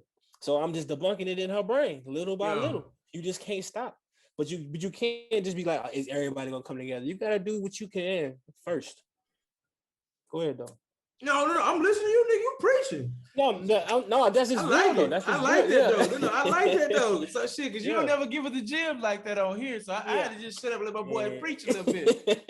You know what I'm saying? You got it. That was knowledge though, bro. I Yeah. totally agree. And that's why you know more than anybody my kind of dealings right now with the nephew and the kid now, man. And it's really, really big to me to do the whole family thing, get the mind right, raise the youngsters and plant that seed of good faith and good energy because it wasn't always given to us the same way because our parents had to work, provide for us, things of that nature. And we got it from people that probably wasn't the best examples to give it to us sometimes, life lessons anyway. At least I can speak on myself. Yeah, facts. But Yeah, they you were know who what I'm was saying? available. Yeah, that's who was available. So now I'm trying to be a better me version for the ones behind me because even if I tell cats to do right, but I'm still out here starting arguments, fights, tripping, just being a hooligan for no reason, they gonna see that and want to copy that. Not what I say that's positive. So I try to do right, not push violence on any level. I don't care what it's about. Like violence ain't the key always. You know what I'm saying? Unless you're defending yourself. If you're not defending yourself, walk away, bro. Just walk away. It'll do better for you and everybody around you. You know what I'm saying? You don't want to go to war over some dumb stuff. Mm-hmm. And I just try to really advocate just doing right by your people and trying to find out, like, really figure out your mental health. A lot of us got mental health issues, and we be trying to figure out other people. Like, work on your mental and figure out what's your issue, so you could be a better version of you, to be a better version of you for the community. Because Facts. we need you, but we need you at the best version of you can be. Because if not, you're really just gonna start getting in the way at some point. And that's something I learned through my like how my dealings with things. Like, man, either you are like beneficial in a sense of you helping us get to where we're trying to get to, or you're beneficial in the sense of like monetary value, or you just in the way. Like, you one of the three, and like you don't want to be that way. You want to be a beneficial person that people like to have you around. They like to get your opinion. You helping grow the community. You bring in value, and not monetary, but just value through your actions and things of that nature, right? What Fab say? Either you beneficial or you beneficial. Big facts, bro. Big facts. But yeah, nah, I appreciate that talk, bro. We'll have more talks like this. You know what I'm saying? But For man, sure. you dropped some dimes in there, and I appreciate that. That was good Oh, of shit. course, man. Of course, I'm starting to open up a little bit more. Right, let's jump into some funny media now, man. Something to light it up the mode, man. Since we trying to Keep it positive. elevate the world, get some positive vibes going. Vibrate. You know, at Andre Forgot 3000. about that. Yeah, I Yeah. forgot about that. There. Yeah, I forgot about that. There. But since we're talking about Atlanta, let's talk about these Usher bucks. Yo. This man out of pocket, bro. Yo, Hey, how hey, you feel shouts out about? to Usher, bro. Shouts out to Usher for the Usher bucks. I'm He with it, had the brother. nerve. He had the nerve to be with the side, bro. That boy out of line. That boy out of line. Boy, I say y'all got them Harriet Tubmans. I got them Usher books. Usher bucks, bro. How you, man? What you doing if you see this man in the club and they throwing fake money? Usher bucks, man. How do you think that reflects on Usher, man? Like, what do you? There's so many questions. How do I you think think Usher I think looks right now with these Usher I bucks? think Usher looks like a real bona fide clown because he is for the Usher bucks. But nah, he looks like a smart marketing dude because he got us talking about it, bro. That's you can see. We think about just we think about the minuscule Interesting. move, but he Interesting. thinking the long ball move. You know what I'm saying? Like Right.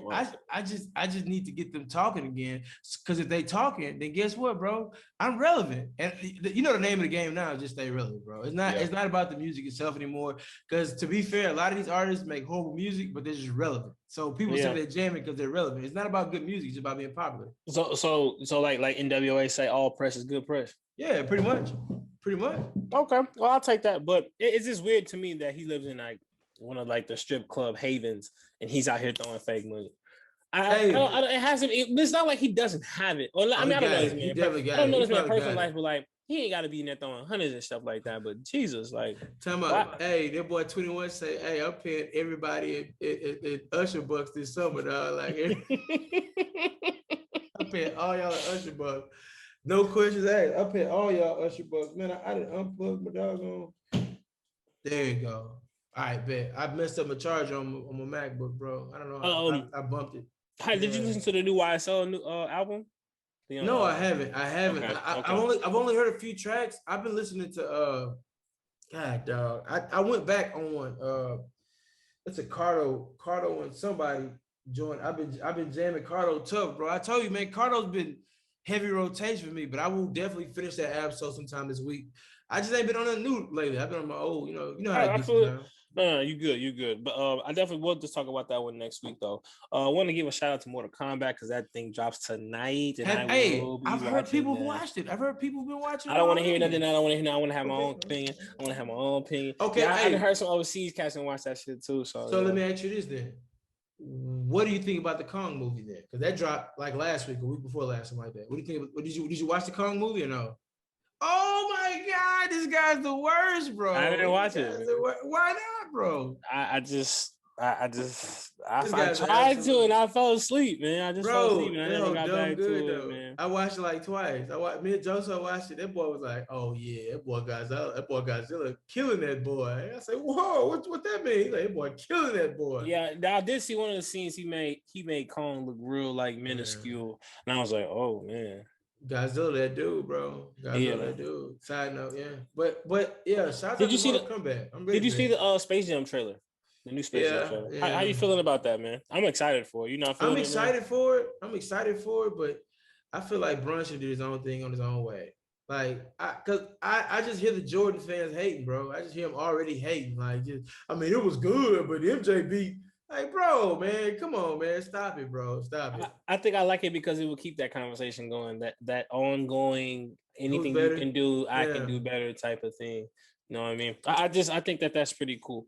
Another thing that I have on here is that did you hear that they're gonna try to remake the Game of Thrones last season? Yeah, I'm not really for that either. Yeah, well, I'm not either. I'm not either. You know what? If it's like a Snyder cut where they like redo it completely and like actually do it right, hell, I might be for it. But if it's the Double D's doing it just again, I don't want to watch it again. They kind of broke my heart already with that bullshit. Yeah, they would do. Yeah, they kind of ruined that, man. Yeah. That's all I really have for the media because I'm really excited to jump into this. Before you jump off media, we got to talk about one song that's killing right now. Actually, two songs that are virally killing right now. One is got everybody doing the ski challenge.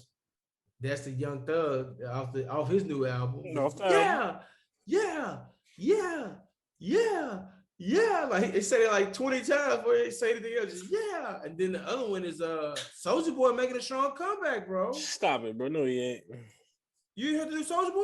I haven't heard of new Soldier Boy. Man, hey, it's low key popping for real. I ain't even, hey, I hope I don't like be playing.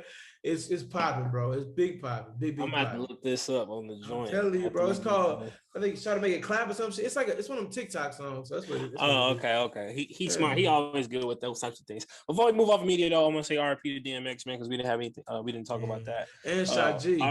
Rest in peace to Shock G, and rest in peace to Black Rob. Yeah, man. Whoa. Y'all, of course, y'all in Houston might know, man, but like the original is whoa. But Black Rob. Funny story there. I'm glad you brought it about Black Rob. Funny story, man. Tied to my brother. Me and my brother used to every morning, bro. I used to hate wanting to go to the barbershop. We would get in the car. He put this whoa on as loud as he could with the 12s, like pounding, and just slam the brakes repeatedly, dog, like all the way down the street till I wake up. Like just go a little bit. I'm like, boom. And you know me close enough. I don't wear a seatbelt, so I'm just blue. That boy, he laughed. He ha the whole way down the road, just boom, like man. So I hate that song. I love it so much. All the same time. Rest in peace to Black Rob and Big Bro. But yeah, we know about that man. We talk about that man. Oh, your makeup say man. Hold up a Swiss of sweet, man. That was our shit, no bullshit, man. Sure. But let's get into a little bit of basketball, man. Let's get into some basketball. Catch up on a lot of things that's going on, because once we get to talking, I got a few little crazy things to say on this little segment, a little bit, man. And then we'll end with a little music and tell y'all about a little new thing that we got going on. That y'all can follow us on about the music. Exciting little news. But I want to start off, man, because like before we had talked, we were talking about, man, who's gonna get traded, who's gonna land where, blah blah blah blah. Now all those moves have been made. PJ Tucker to the Bucks, Aaron Gordon to the Nuggets, things like that. What trade line moves have impressed you thus far after the trade? Drummond to the Lakers. No, let me take it back. Because he didn't impress me, because I knew what was going to happen there. Aaron Gordon to the Nuggets was a huge move, and I feel so bad for that team because of the injury. And I think Aaron Gordon I think they could have really been a dangerous team adding Gordon to that mix, because he gave them that 4-man that was like rangy, a little bit of a jump shot, but could rebound and play defense. You know what I'm saying? And he was a leaper. You know, he's a leaper, so he's gonna get you some boards. I just feel bad for Murray, man. It's a tough break. I feel like they were on the cusp of something nice this year. The West is dumb packed, bro. The West is dumb packed. But Drummond was expected, though, because Drummond is pretty much a younger, more athletic Dwight and JaVale McGee. Like, he gives you those minutes combined. To me, bro. I can't believe you just said more athletic, because he's not high flying like that, bro. I do like the pick. I think he's he has the skill. He is young. He got the little, I don't know if he has the motor for it, but like he is a good big pickup, though. A huge pickup. To take that pressure off of AD, and I think that was key. The thing is, he's a big where you don't have to dump it down to him much. He's a guy that's cool with rebounding and putbacks. He's cool with he'll get 26 on putbacks and rebound. 20 rebounds, 20 points on just that alone. And that's what I meant by he's filling in for Dwight and JaVale, because that's all they really wanted from them. Is just protect the rim, get us rebounds, and guard the 5. Yeah, that's all we need you to do, bro. Like, just make it where AD don't have to do the hard work in the paint, and we good. And he actually was kind of like having some struggles on offense. AD comes back for the first half, and this guy finishes the game with 14 and 19. That's what Drummond's line was, 14 and 19. If you're having 14 and 19, then and here's a third, maybe fourth option. It's tough to beat that. That's gonna be real tough to beat. I would say that I've been impressed by the Rondo trade. I was caught me off guard. I'd feel bad for Lou Will, but I really like that for them, because they've been in need of a point guard for so long, and I think Rondo probably has enough in the tank to do a little damage for them. I think his mind is, man, second to none. As long as Rondo doesn't get injured, he could take that. He can help take that team far. I do agree with the Gordon thing. Before the Jamal Murray injury, they are sitting at number 4 in the West, and that's not easy to do. And I think that they have crazy lineups coming up with the Jokic, Porter, Gordon, Murray, and who even cares who the 5th person is? But like, they've had very good lineups that you just in awe about, you know. But I still think they're going to make a little bit of noise. Yeah, I think not so noise too. as in like like they're gonna be competitive as in noise, Yeah. not as in they're gonna like upset somebody They're because gonna be a tough out. They're gonna be a tough out. oh They're yeah, not for gonna, yeah, sure. they're gonna just be a tough out. Especially if they stay where they are and the Lakers are the 5th seed and they're the 4th seed, or they flip flop and the Lakers are just getting their feet back underneath them. Yeah, they were tough Yeah. last year. It's gonna be tough again, but I still got the Lakers. What in contrast to that, oh, actually, shout out to Kelly Olynyk. I'm not a big fan of Oh his, yeah, but he's yeah, been actually playing very yeah. good for the Rockets. Amazingly good for the Rockets. So we got I love him. I love him. I you got to love give him. him his flowers because Yeah, he's actually been I playing love really, him. really well. I We knew don't he just could talk hoop. about the big, we don't talk about just the big names. We know basketball. We watch basketball. The little guys or the medium, the tier 2, tier 3, whatever guys that you want to call it and break it down as. He's been playing really good basketball. He's always been one that is ready to shoot the ball, even when he was in Boston or with the Heat. He's been ready to let it fly, and he's been letting it fly. And he's been playing really solid basketball. He's like been a bright spot for the Rockets this year. I totally agree. I feel like he definitely, bro, is man. He's a great pickup that you can keep long term and have as a piece. I thought he's gonna be upset leaving Miami and just come and just lay down when he got here, but he's a constant professional and he's showing his worth. And I totally, hey Kelly, I was a little bit of a fan in your Boston days. Not really that big of a fan because you played for Boston, but I'm really a fan now, bro. And I watched the Rockets. He's a bright spot. I think you could keep him there. I think it makes it tough though moving forward.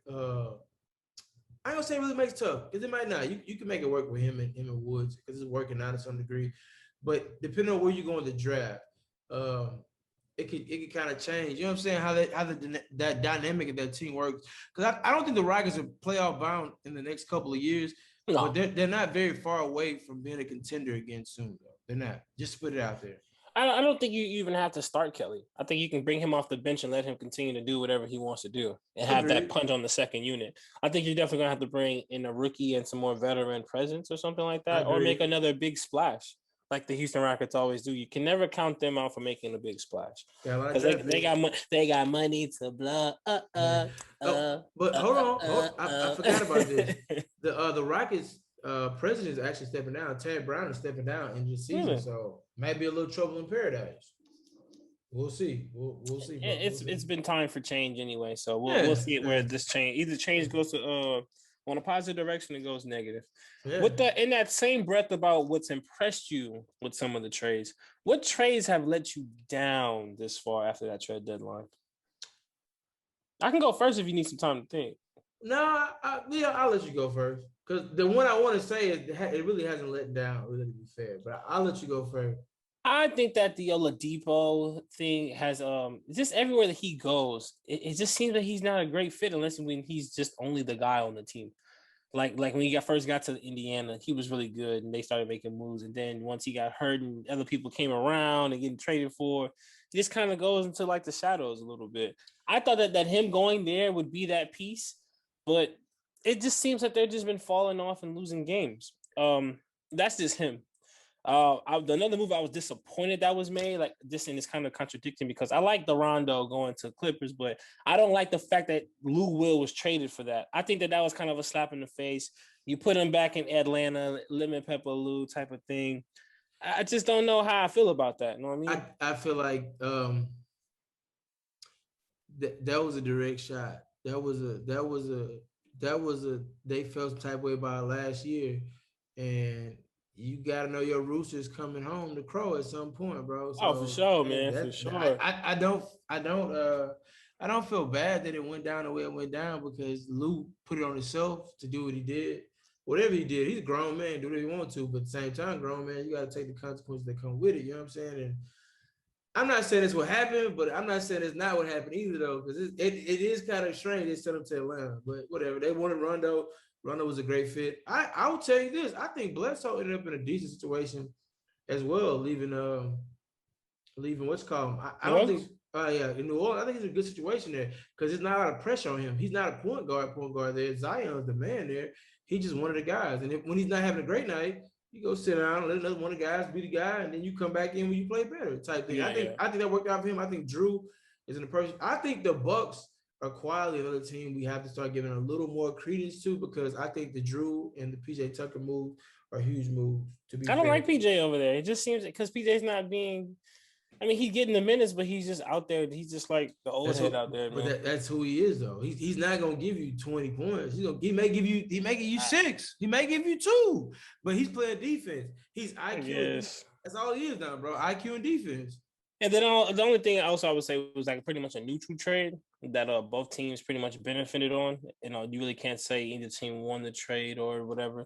Is the Norman Powell for Gary Trent Oh Jr. man, Like both man. teams pretty much got like the same type of player, and both Yeah. are actually uplifting their teams a little bit. I know the Raptors can't really string together games or things like that, but I like Norman over there with the Blazers. Did you see that first game when the Raptors played this?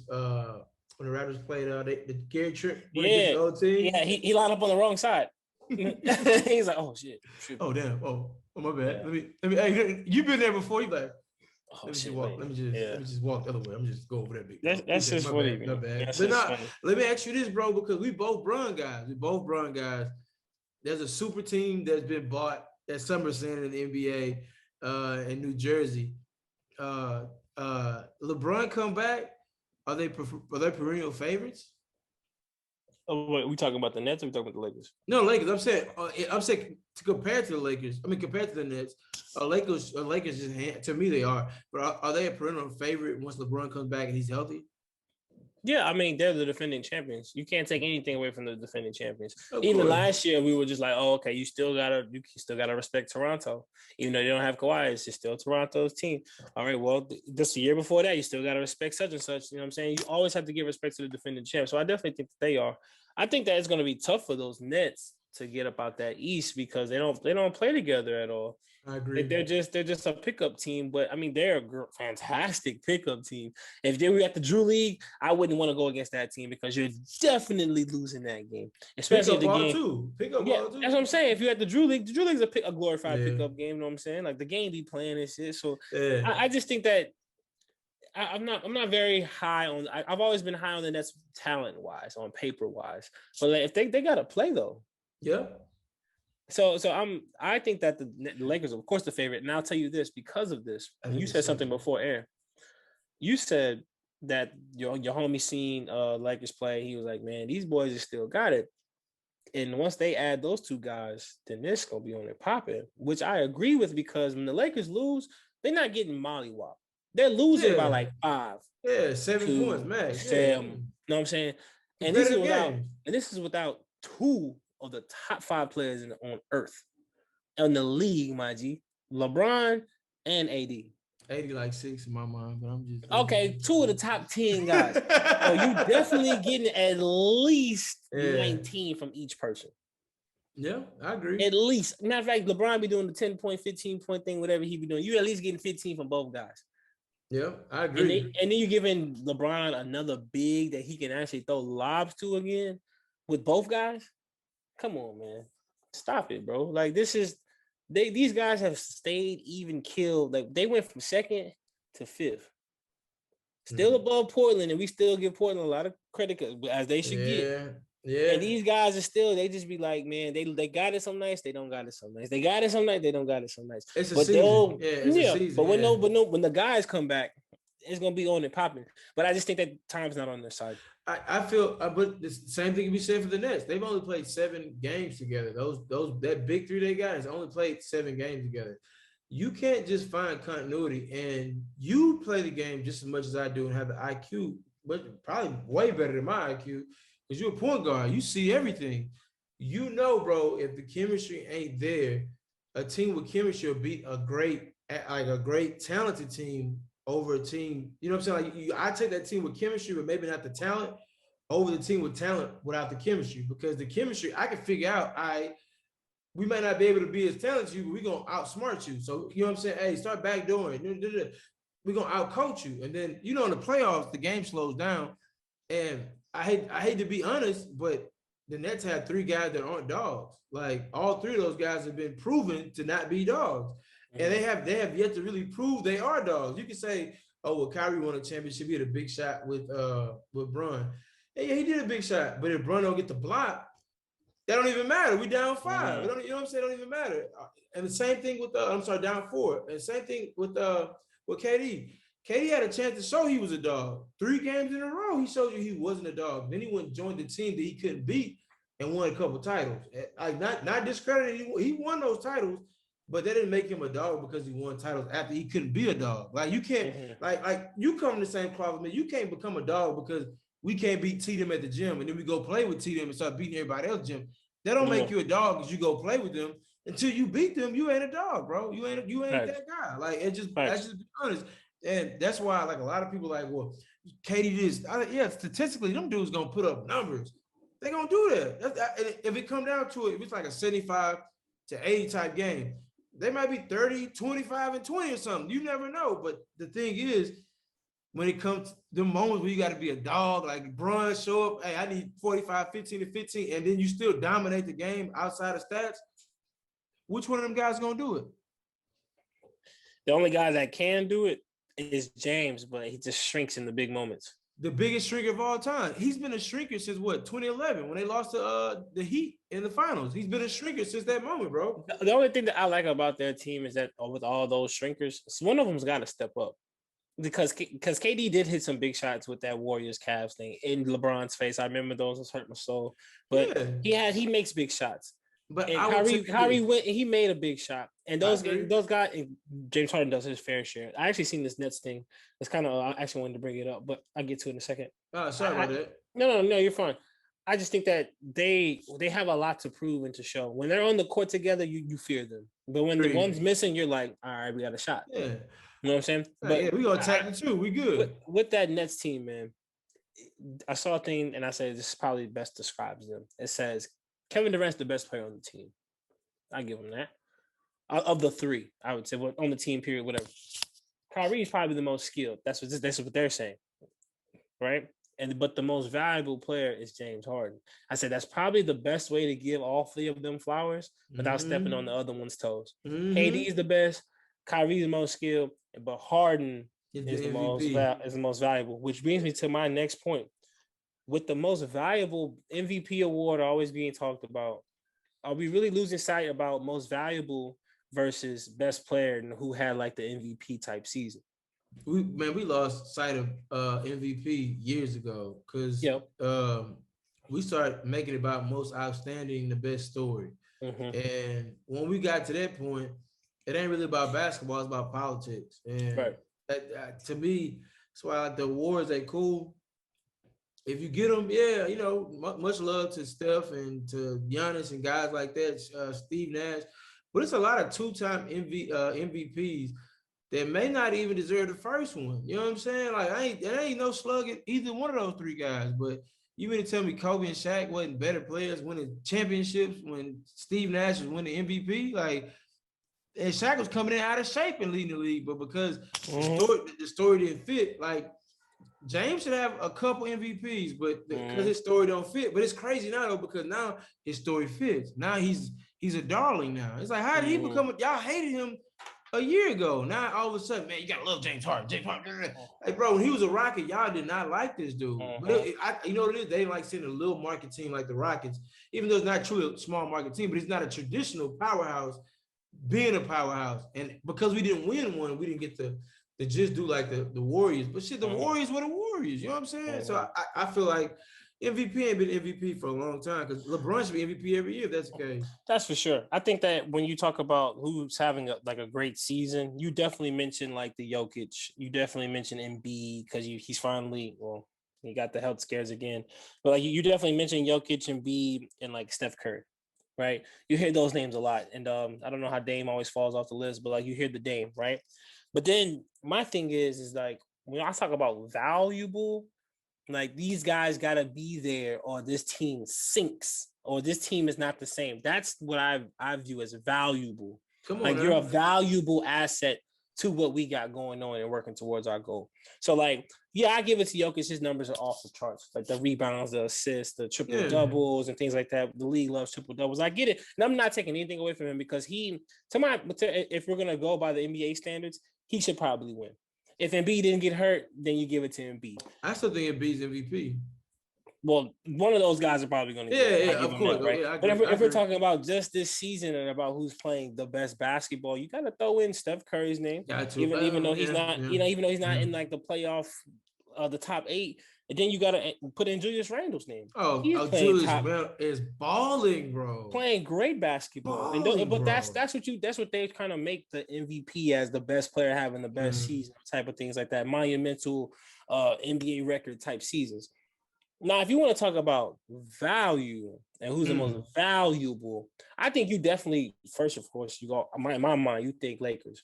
You see how they go from 2 seed and then they done drop 3 to 4 to 5. That's called value. That means if you don't play, your team is not the same. That's what that is. That's called value. So I think you definitely say that LeBron and AD are both top tier value guys. I'll even go further. The Phoenix Suns went from lottery team to went to undefeated in the bubble with a little bit of steam, but they still got the 9th seed to now they're the 2 seed. Yes, That's called sir. having value. You know what I'm saying? You don't Point that doesn't guard, happen man. overnight. And he's pretty much the only key piece that's been the key. You know what I mean? Yeah. That's called value. That's valuable. Agreed. I Another agree guy, with that. when even we just talked about it, James Harden. When he plays with the Nets and he the only one playing, or if he one of the 2 stars playing, they look phenomenal. They look damn good. But if it's just one of the other guys that's playing or 2 of the other guys that's playing, they just look like, oh, okay, just gotta outscore them. You know what I'm saying? But like when James out there, you like, man, I don't know about this. You know what I'm saying? Like this cheating. You know what I'm saying? That's when the tweets start coming out. It's cheating. Yeah. That's called value. You know what I'm saying? And that's, you can look at the Rockets now. And once he left, and that's called value, my guy. That means that like I said again, their team is not who they think they are without you on that team. And I'll take it Agreed. one step further. Uh-oh. When Clay come back, he need to be in the valuable conversation. Because ever since he been out these 2 years, the Warriors have been ass. And as soon as he come back, they're gonna be right back as one of the top 5 teams in the West. That right there is called value.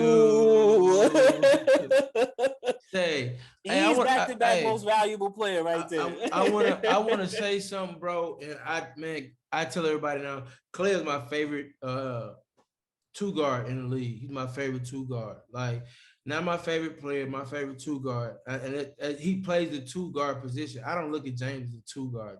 James is just James Harden is a guard. But Clay is a true 2 guard, like in the sense of the position. Like, he ain't looking to facilitate nothing. I'm coming to score and play defense. I'm gonna get you some buckets. I'm not trying to dribble a bunch. I'm just trying to I can handle it if I need to, but I'm either slashing to the rim to catch it on a cut and dunk, or I'm looking to shoot something. I'm not out here trying to be pretty fancy. I don't have that in me. Just let me get my buckets and let me do my thing. I'm getting out the way. Guys like him are a lost fucking art in the league, bro, or a lost art. A guy that does not really care about the glitz and glamour of the success, but will kill a motherfucking. I guarantee you, it ain't nobody else in the league that probably walk around with the fear that he walks around with when he comes on as your guy. Like, hey, Clay got you tonight, and you got to get Clay back though. Because how many guys you know that had killed Clay and also stopped him same night? Not many. You know what I'm saying? So as a hooper, you know, bro, you like, damn, I got this motherfucker today. Whew. Man, let me tie the shorts up. You know he gonna compete, bro. And like to spill a little bit, I'm trying to teach the youngsters now. That's how you gotta play ball, bro. You gotta compete. You just gotta compete. Clay might not be the highest jumper. He might have the best dribbles. Shit, he might not be the best jump shooter, but he compete and he puts up numbers. You know what I'm saying? Sure. He puts in the work. And a lot of these kids watching the game, they get caught up in watching just Steph. But Clay is the guy you boys need to start watching, because that's how you stay on a basketball team. It ain't just being Steph, because the Steph shit start running out and you ain't Steph, it ain't gonna work for you no more. Yeah. But if you can do what Clay do, if Clay don't give you 25, his man ain't gonna get 25. And that means something, bro. If a coach can be like, hey, Mack, we putting you on Duke, we putting you on Kobe tonight, we putting you on Jay tonight, and each one of us are averaging 30 coming in, but we lead the night with like 18. 14, 16 points. I did my Mac job. did it. Yeah, you did your job. And coach gonna keep playing you because nigga, you valuable. To me, You that's have to valuable. learn how to glorify your role and perfect your role. That's what you gotta Yes. know how to do. And Yes, that bro. guy has done an awesome job at it. Yes. Shouts out to And Clay. people will always trying to see, man, who's the really most important player? Is it Steph with all these big shots and things like that, or is it Clay, or is it really Draymond? And then they were like, all right, well, we're gonna show y'all what y'all got when y'all got two of the three. And they've shown it at different times. When they had Clay and Draymond was going through Draymond, this thing, they was like, they were still good. Brody, remember when they went to 73-9 season, Steph was hurt a lot of that season because of his ankle. Clay and Draymond that's what Draymond last was like scoring. He was balling, bro. And people don't understand. They don't when they talk about the 3-1 down and them coming back, they don't say That Steph was carried them. Clay. Elimination Clay did that, bro. Like you got to put some respect on this dude's game because he's an all-around player, Mac, and it's tough to watch sometimes with all the love to other guys and not really him. He do get his flowers to some degree, but his game is so stiff, so solid that bro, his he can go any team anywhere in the league, bro, and he could do his thing. Now, would he be successful on that team? Maybe not, but his game will translate where you can at least use him. You know what I'm saying? I will say this though, with Steph Curry, he had a hot month, and if he's averaging 30, I know he just had an off night against Westbrook and things like that. Shout out to Westbrook having a fantastic season. Hey, is he back? Dog. He's a dog. He never left, man. He's just a dog, man. He was just trying to figure out Scotty duck ass again, non-coaching ass. Anyways, what I would say about this is that with Steph having this rip, they won some games, lost some games, right? If Clay's playing, they win all those games. They win every single one of them because that Jason Tatum having 44 and then Clay having 47 and losing, not happening, fam. Mm-hmm. Not happening because Jason Tatum ain't going that ham because somebody else gonna be on that guy. Now, of course, Jaylen Brown gonna hold him on the other side because you know how that go. But anyways, speaking of which, these Celtics are surging, man. They are, bro. These Celtics are certain they're actually finding out their way. Kemba just had 32 last night, and Jason Tatum was off again, but they won. They're beating teams. They beat the Suns. They're actually winning the games again, and like they actually looking like the Celtics that everybody thought that they were. How you feeling about them right now, going into this final 20 games? With Tatum, it's all about the haircut, bro. It's all about the haircut. Whatever cut he rocking is how his game go. Yeah. And I will tell you this, I'm not sold on Kemba until I get Kemba in a big moment in the playoffs and he give me that Connecticut feeling again. You know what I'm saying? Right now, regular season, a lot of guys do a lot of spectacular things for little stretches. But let's see you in a 7-game series and get somebody to do the same thing and go out there and give you some buckets. You know what I'm saying? I think that I love what they're doing because it puts pressure on the teams above them. I don't think they're going to catch anybody above them, though, because I'm pretty sure the Nets, the Bucks, and the 76ers ain't moving at all. But that 4 down could be a really tricky slope. But, like, do you want to play the Knicks early? Do you want to avoid the Knicks? Like, you got to think about things like that because I think that teams like Boston and the Knicks and what's the other team I'm thinking of? Atlanta. Is Atlanta in the playoffs right now? Yep. Those are teams that are young and they're figuring their way out. And those are teams, they'll find their way right at the right time and just be a tough out. And like in the playoffs, you know, you don't want to get stuck on a tough out with a tough team waiting on you behind the tough out you just had. You know what I'm saying? You don't want to wear yourself out. I'll tell you like this. The Philly's still number 1. The Bucks are number 2. No, the Nets are number 2. The Bucks are number 3. New York is number 4. Atlanta number 5, and Boston is still number 6. The shocker that we used to talk about, which is killing the game right now, was messing up everything. It's the Miami Heat. They're at number 7. The Hornets are at 8, and then of course the 2 play-in spots are actually going to the Pacers and the Washington Wizards, who nobody really wants to face right now. Yep.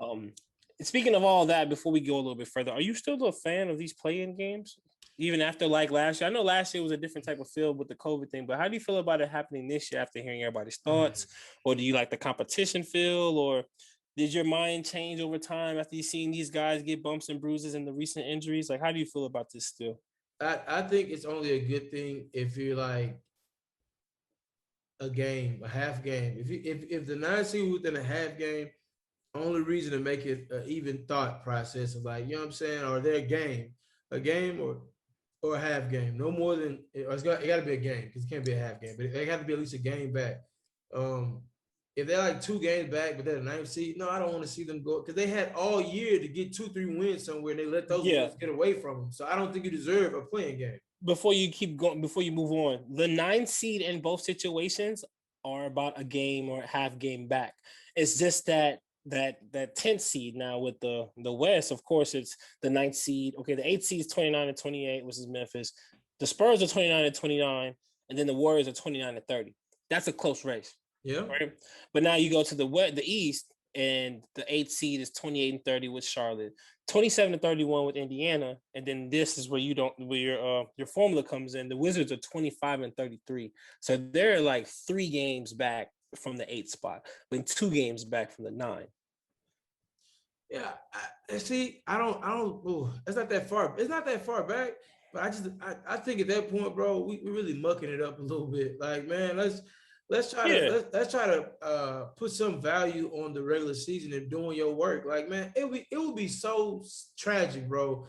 You didn't fought and clawed to get to the AC, and a team that just get hot at the right time come in and take your spot, bro. And it's just like, damn, you know what I'm Oh, saying? Like, it's that's gonna that's happen. fucked up. That's fucked up. You know what I'm saying? Like, and now you get them in, and the one seed, like, shit, we glad we had to play the first one because I want to keep some nostalgia to how the playoffs were because it really was a bad program for me for years. I Yeah. was cool with it. I didn't think that the ninth seed was getting snubbed. If you earn your way in, you earn your way in. This feels almost like some everybody gets a trophy as long as you try. That's what it feels Yeah. like a little bit. You know what I'm saying? I still think that the 4 matchups that we get in both conferences still works out for the for good basketball because you'll have the Milwaukee Bucks right now going against the Boston Celtics, and then you'll have the New York Knicks and the Atlanta Hawks.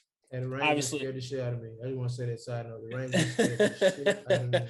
but obviously the Knicks are 33 and 21, the Atlanta Hawks 32 and 27, and the Celtics are 32 and 27 as well.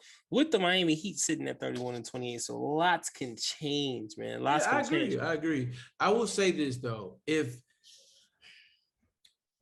oh, this is a tough one to say, but if Steph was back to the MVP thing a little bit, if Steph was top 5 seed, he'd be noteworthy of MVP Oh, for level. sure, but he ain't.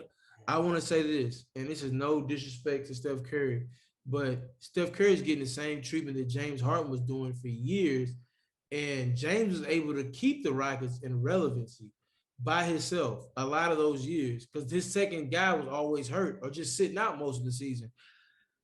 I'm not saying this to advocate for James Harden because I don't like how he left Houston, but on some respect for that man name on his flowers, Oh, the for sure. league owe him a couple like apologies because like bro did what Giannis wish he could do, but in the West. Yeah, but Bradley Beal wish he could do. Yeah, What Steph in the Curry wish he West. could do. What Trey Young Hey, wish he could in the do. West. You know what I'm In the saying? West. We can And keep on it's going. It's a lot of yeah. people Kyrie wish he could do by It's a bunch himself. of them dudes, and a lot of them dudes will never do it because simple fact, what James do? And the thing about it, James just that James was probably hung over most of these nights. You know what I'm saying? James was living.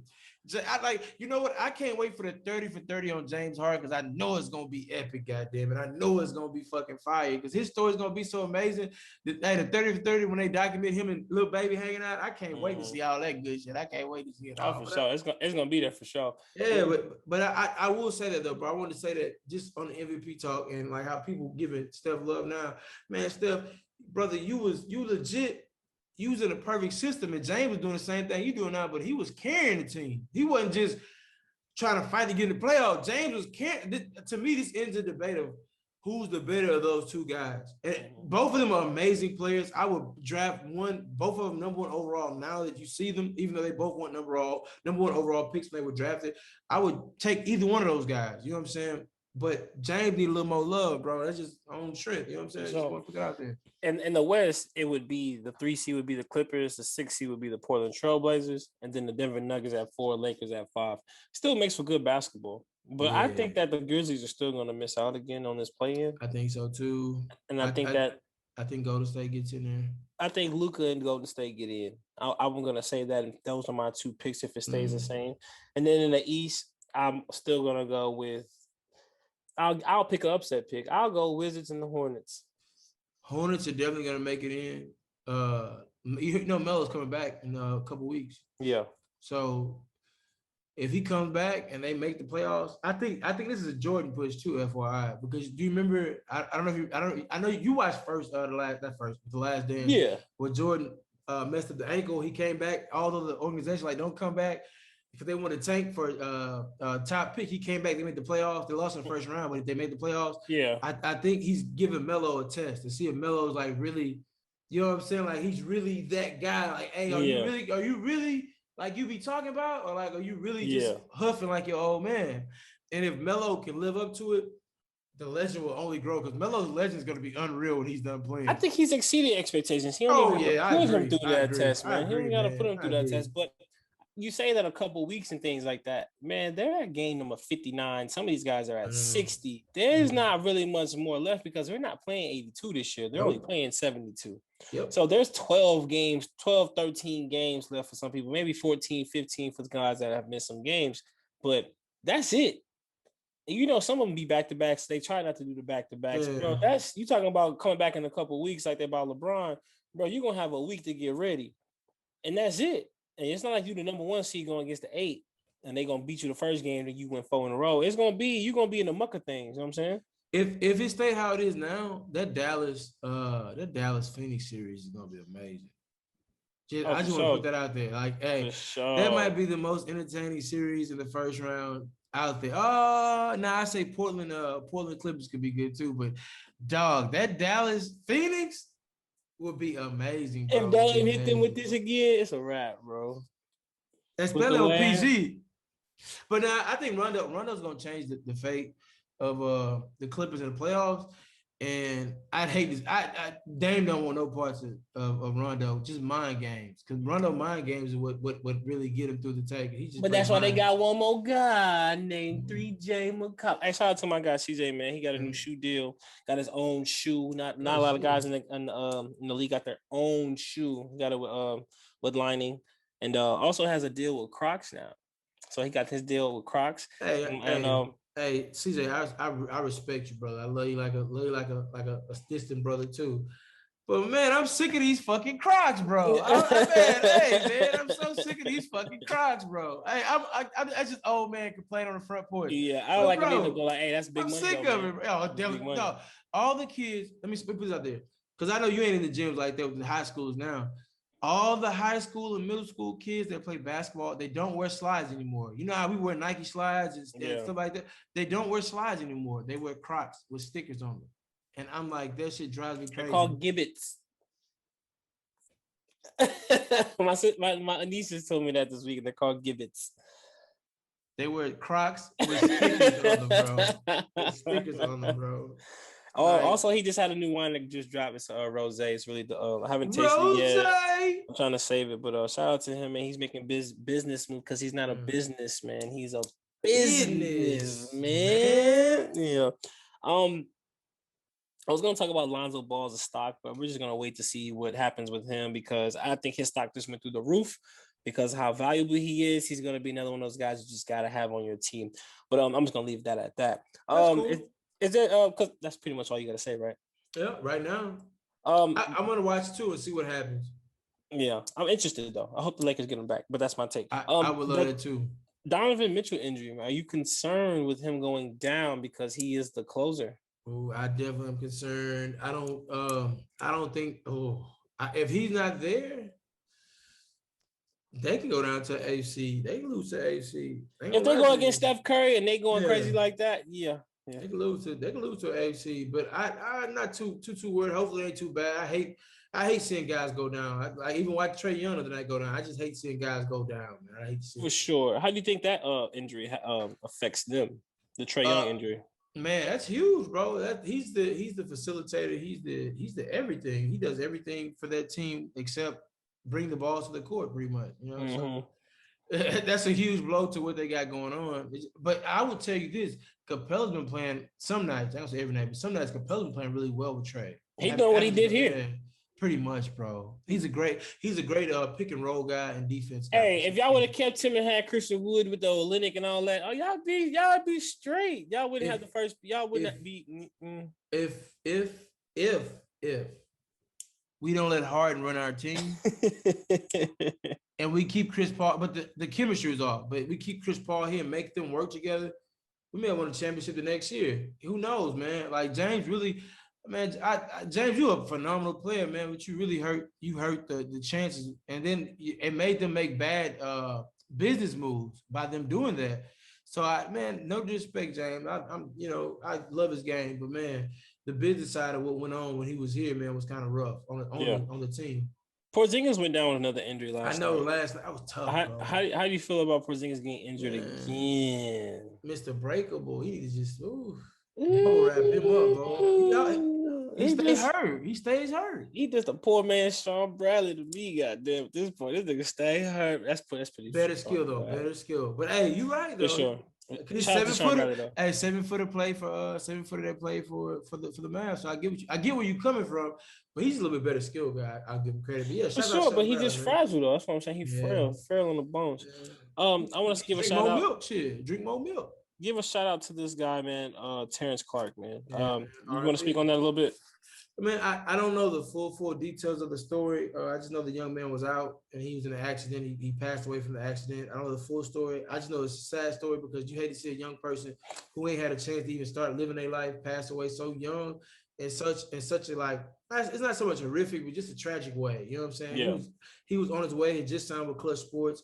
A lot of positive things going on for the young man. I hate to see it happen to him. I understand that everything is in God's plan, so maybe God's seen a better way for him and whatever. But I really hate to see it because he seemed like a good kid. I heard a lot of good things about him. Yeah. Because I do talk to a lot of guys that's still in like the high school and college basketball game, and those guys had a lot of great things to say about him. This is before. Matter of fact, we were talking about him and his draft stock at the gym the other day, and yeah, I feel really bad about this one. You know what I'm saying? It's a little biased almost. I ain't say it's a little biased, but it's big, man. It's tough. Big, talented guy. Do you think the NBA should like draft his name or do something in memory of him? I think they will. I think you got to do something like that just to in good nature, good faith for business purposes. Man, that's something else I want to talk about in meeting. We'll talk about that another day. But yeah, you gotta good faith, do something in good faith for him. Yeah, I think so. I hope his family is strong enough to get through this, man. I do too, because I know that's that death thing is nothing to play with, and it's very serious. And sometimes God just has other plans, and we just and who are we to disagree or to go against the grain and to question his moves? But I'm very sad for his family, man. Super. I will say this on a lighter note, bro. I will say this because he's a college guy. Did you see about the overtime deal? No.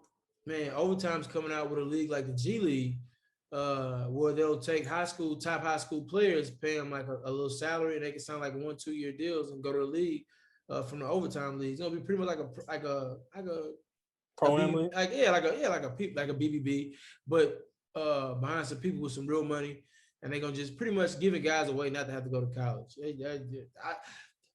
I don't know how you feel about that mindset because you are college, you play college basketball, Division I, stuff like that.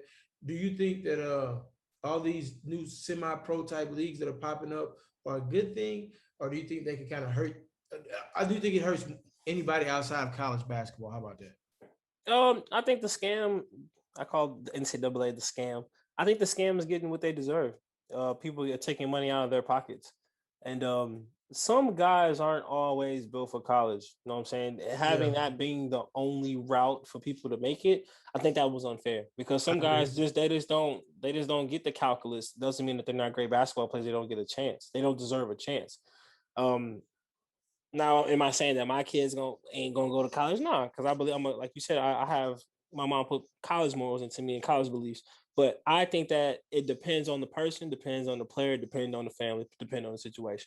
If your situation says that NCAA ain't for you and all that March Madness type thing, and to go get this bag so y'all can be head above water a little bit longer before your real bag come, do it.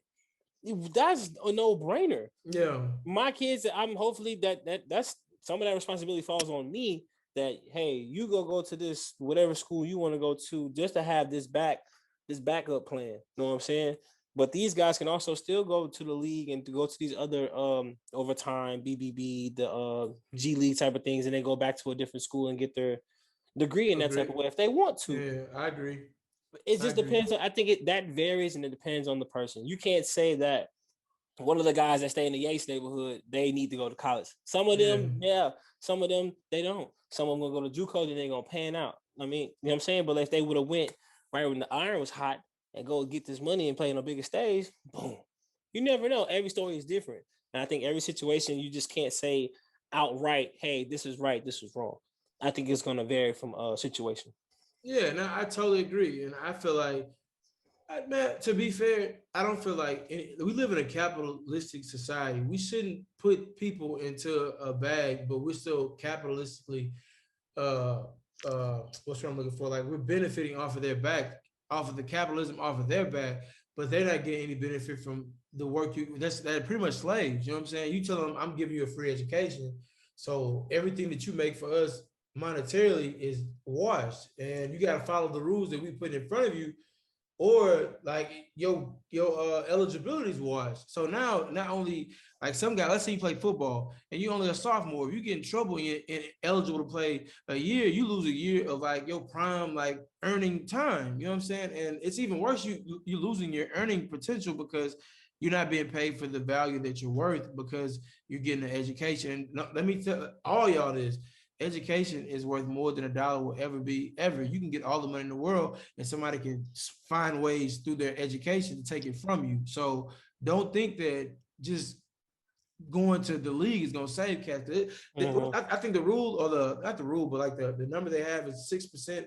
Only 6% of NBA players keep their money after the league. Most of the guys go broke. Most of them go bankrupt, things of that nature. So it don't matter if you got the money if you're gonna go back broke once you get it. You know what I'm saying? Right. And most cats ain't making LeBron James money anyway. It's only a handful of guys that make that type of money. So I think, man, make sure you get your education, because if not, it's all for nothing, man. You gotta have something to fall back on outside of sports, because man, the ball can love you and it can hate you, and both ways you're gonna pay. You feel Amen me? on that. You're gonna Amen pay. on that. Man, Yeah. today was a good show, man. We touched on a lot of things, and I really can't wait for next week, man. I can't Uh, either, bro. It was a good one. It was cool to get a recording in, get a little video in to put out. It was funny having Kinsey going live in the back. Kinsey was dumb lit. She was waka flocka lit over there. man, y'all don't understand my life, man. Y'all don't understand. It's the struggle, struggle, struggle, struggle. Hey, but before we go, every show, man, you do 3 songs. So we gotta do 3 songs. You want to Oh, tell for the people sure. about the little thing we got going on? Oh, for sure. Before we give y'all 3 songs, man. We did a little cool little setup. I set up we set up a Max Squared Tunes playlist on Apple Music. So all you gotta do is put in Max Squared Tunes. It's available to the public. You can follow us. We actually have our own profiles as well. But if you just look up Max Squared playlist, it's gonna pop up, and all the songs that we talk about that we mentioned in the show. I gotta add. See, he mentioned Vibrate. I'm gonna add that, even though it's not one of our 3 songs. Yeah. But everything that we be talking about or mentioning in our 3 songs of the day or the episode, and other songs that we have in conversation, I will try to post them on, or we will try to post them on there, so y'all can get the vibe that we be on. So you can see the little stupid little skits that we Big hear. vibes on your And tunes. if you just cleaning your house on a Sunday or Saturday morning or whatever, that you could just vibe out with us. You ain't gotta listen to us talk. Just listen to the things we listen to and just catch the Yeah. vibe. You know what I'm saying? Yeah. What's your first song that you got on your list today, though, man? All right, so I'll give you all 3. Since this week is the week of 420, you know what I'm saying? I went with some 420 inspired songs, some songs to me that I like that are 420 related. You know what I'm saying? Y'all might not love them, but listen to them. You might like them. The All right. first song is gonna be an H-Town classic, bro. This is like one of the first few weed songs I ever heard. It's a song called by Lil Kiki called Serious Smoke. You know what I'm saying? It's a classic. It's a remake of an older song, but it's really, really dope. After that, I kept it old school. My second song this week. My second song is a song that me and you like this group. They're from Chicago. The name of the group is Do or Ah. Die. The name of the group is Do or Die, and the song is Still Po Pimpin'. Still P-O Pimpin'. No I-N, no G. You know, we 90s spelling. So P-I-M-P-I-N. You know what I'm saying? I-N. And then my last song is a little bit newer, but this is for my cats that don't smoke. But like as a kid, you know what I'm saying? I couldn't smoke because I was a kid. Head ass. But I would sit in the car with my brother, my big brother, man, and his homeboys, Archie Lee, AG, Kiki, whoever it may have been, bro. And we'd be riding through South Park, right? And them boys would be fired up. This back of boys is getting 2 for $5 on sweets and Optimos and shit like that. So I would sit in the car and just get high off contact. And so my next song is by Kendrick Lamar. It's called HOC, man, High Off Contact. I felt that boy, man. Like, hey, I rolled some real smokers, and them boys used to roll the windows up, no AC, and just smoke, bro. He'd be like, hey, you ain't got no choice but to catch a little contact in this hoe. Man, that's tough. That sounds like good vibes right there. Yeah, I'm definitely gonna put those on the playlist so people can feel what you're talking about. I know that still Pro Pimpin' is on there. And the HOC gonna be on there too. I gotta see if Lil Keke updated his Apple playlist. Yeah, he should be. It should be up on there because I got it on my little joints. Yeah. Oh, okay. So then, bet we should definitely put that on there. My 3 songs, I went all over the place like usual. I don't listen to the same type stuff. I just be everywhere. You know what I'm saying? It was a top down day. It was last New Year. Was that last week? 2 weekends ago? 2 weekends ago. And so the sun was shining, so I put on Dom Kennedy. I love Dom. That should be your new tat. Too hard. You can bruise that. So put the Dom Kennedy on. It was funny that you talked about him earlier though. But yeah, Dom Kennedy. I love Dom. I didn't know this was on your list either. So that was literally that was random that I brought that up. It was. Dope. That's why you said I was like, another one. I gotta mention this guy because every time I think he tweeted, I think Meek Mill tweeted like, we smoking on that Derek chopping pack. And Chauvet, and somebody was like, it's lame when you say it.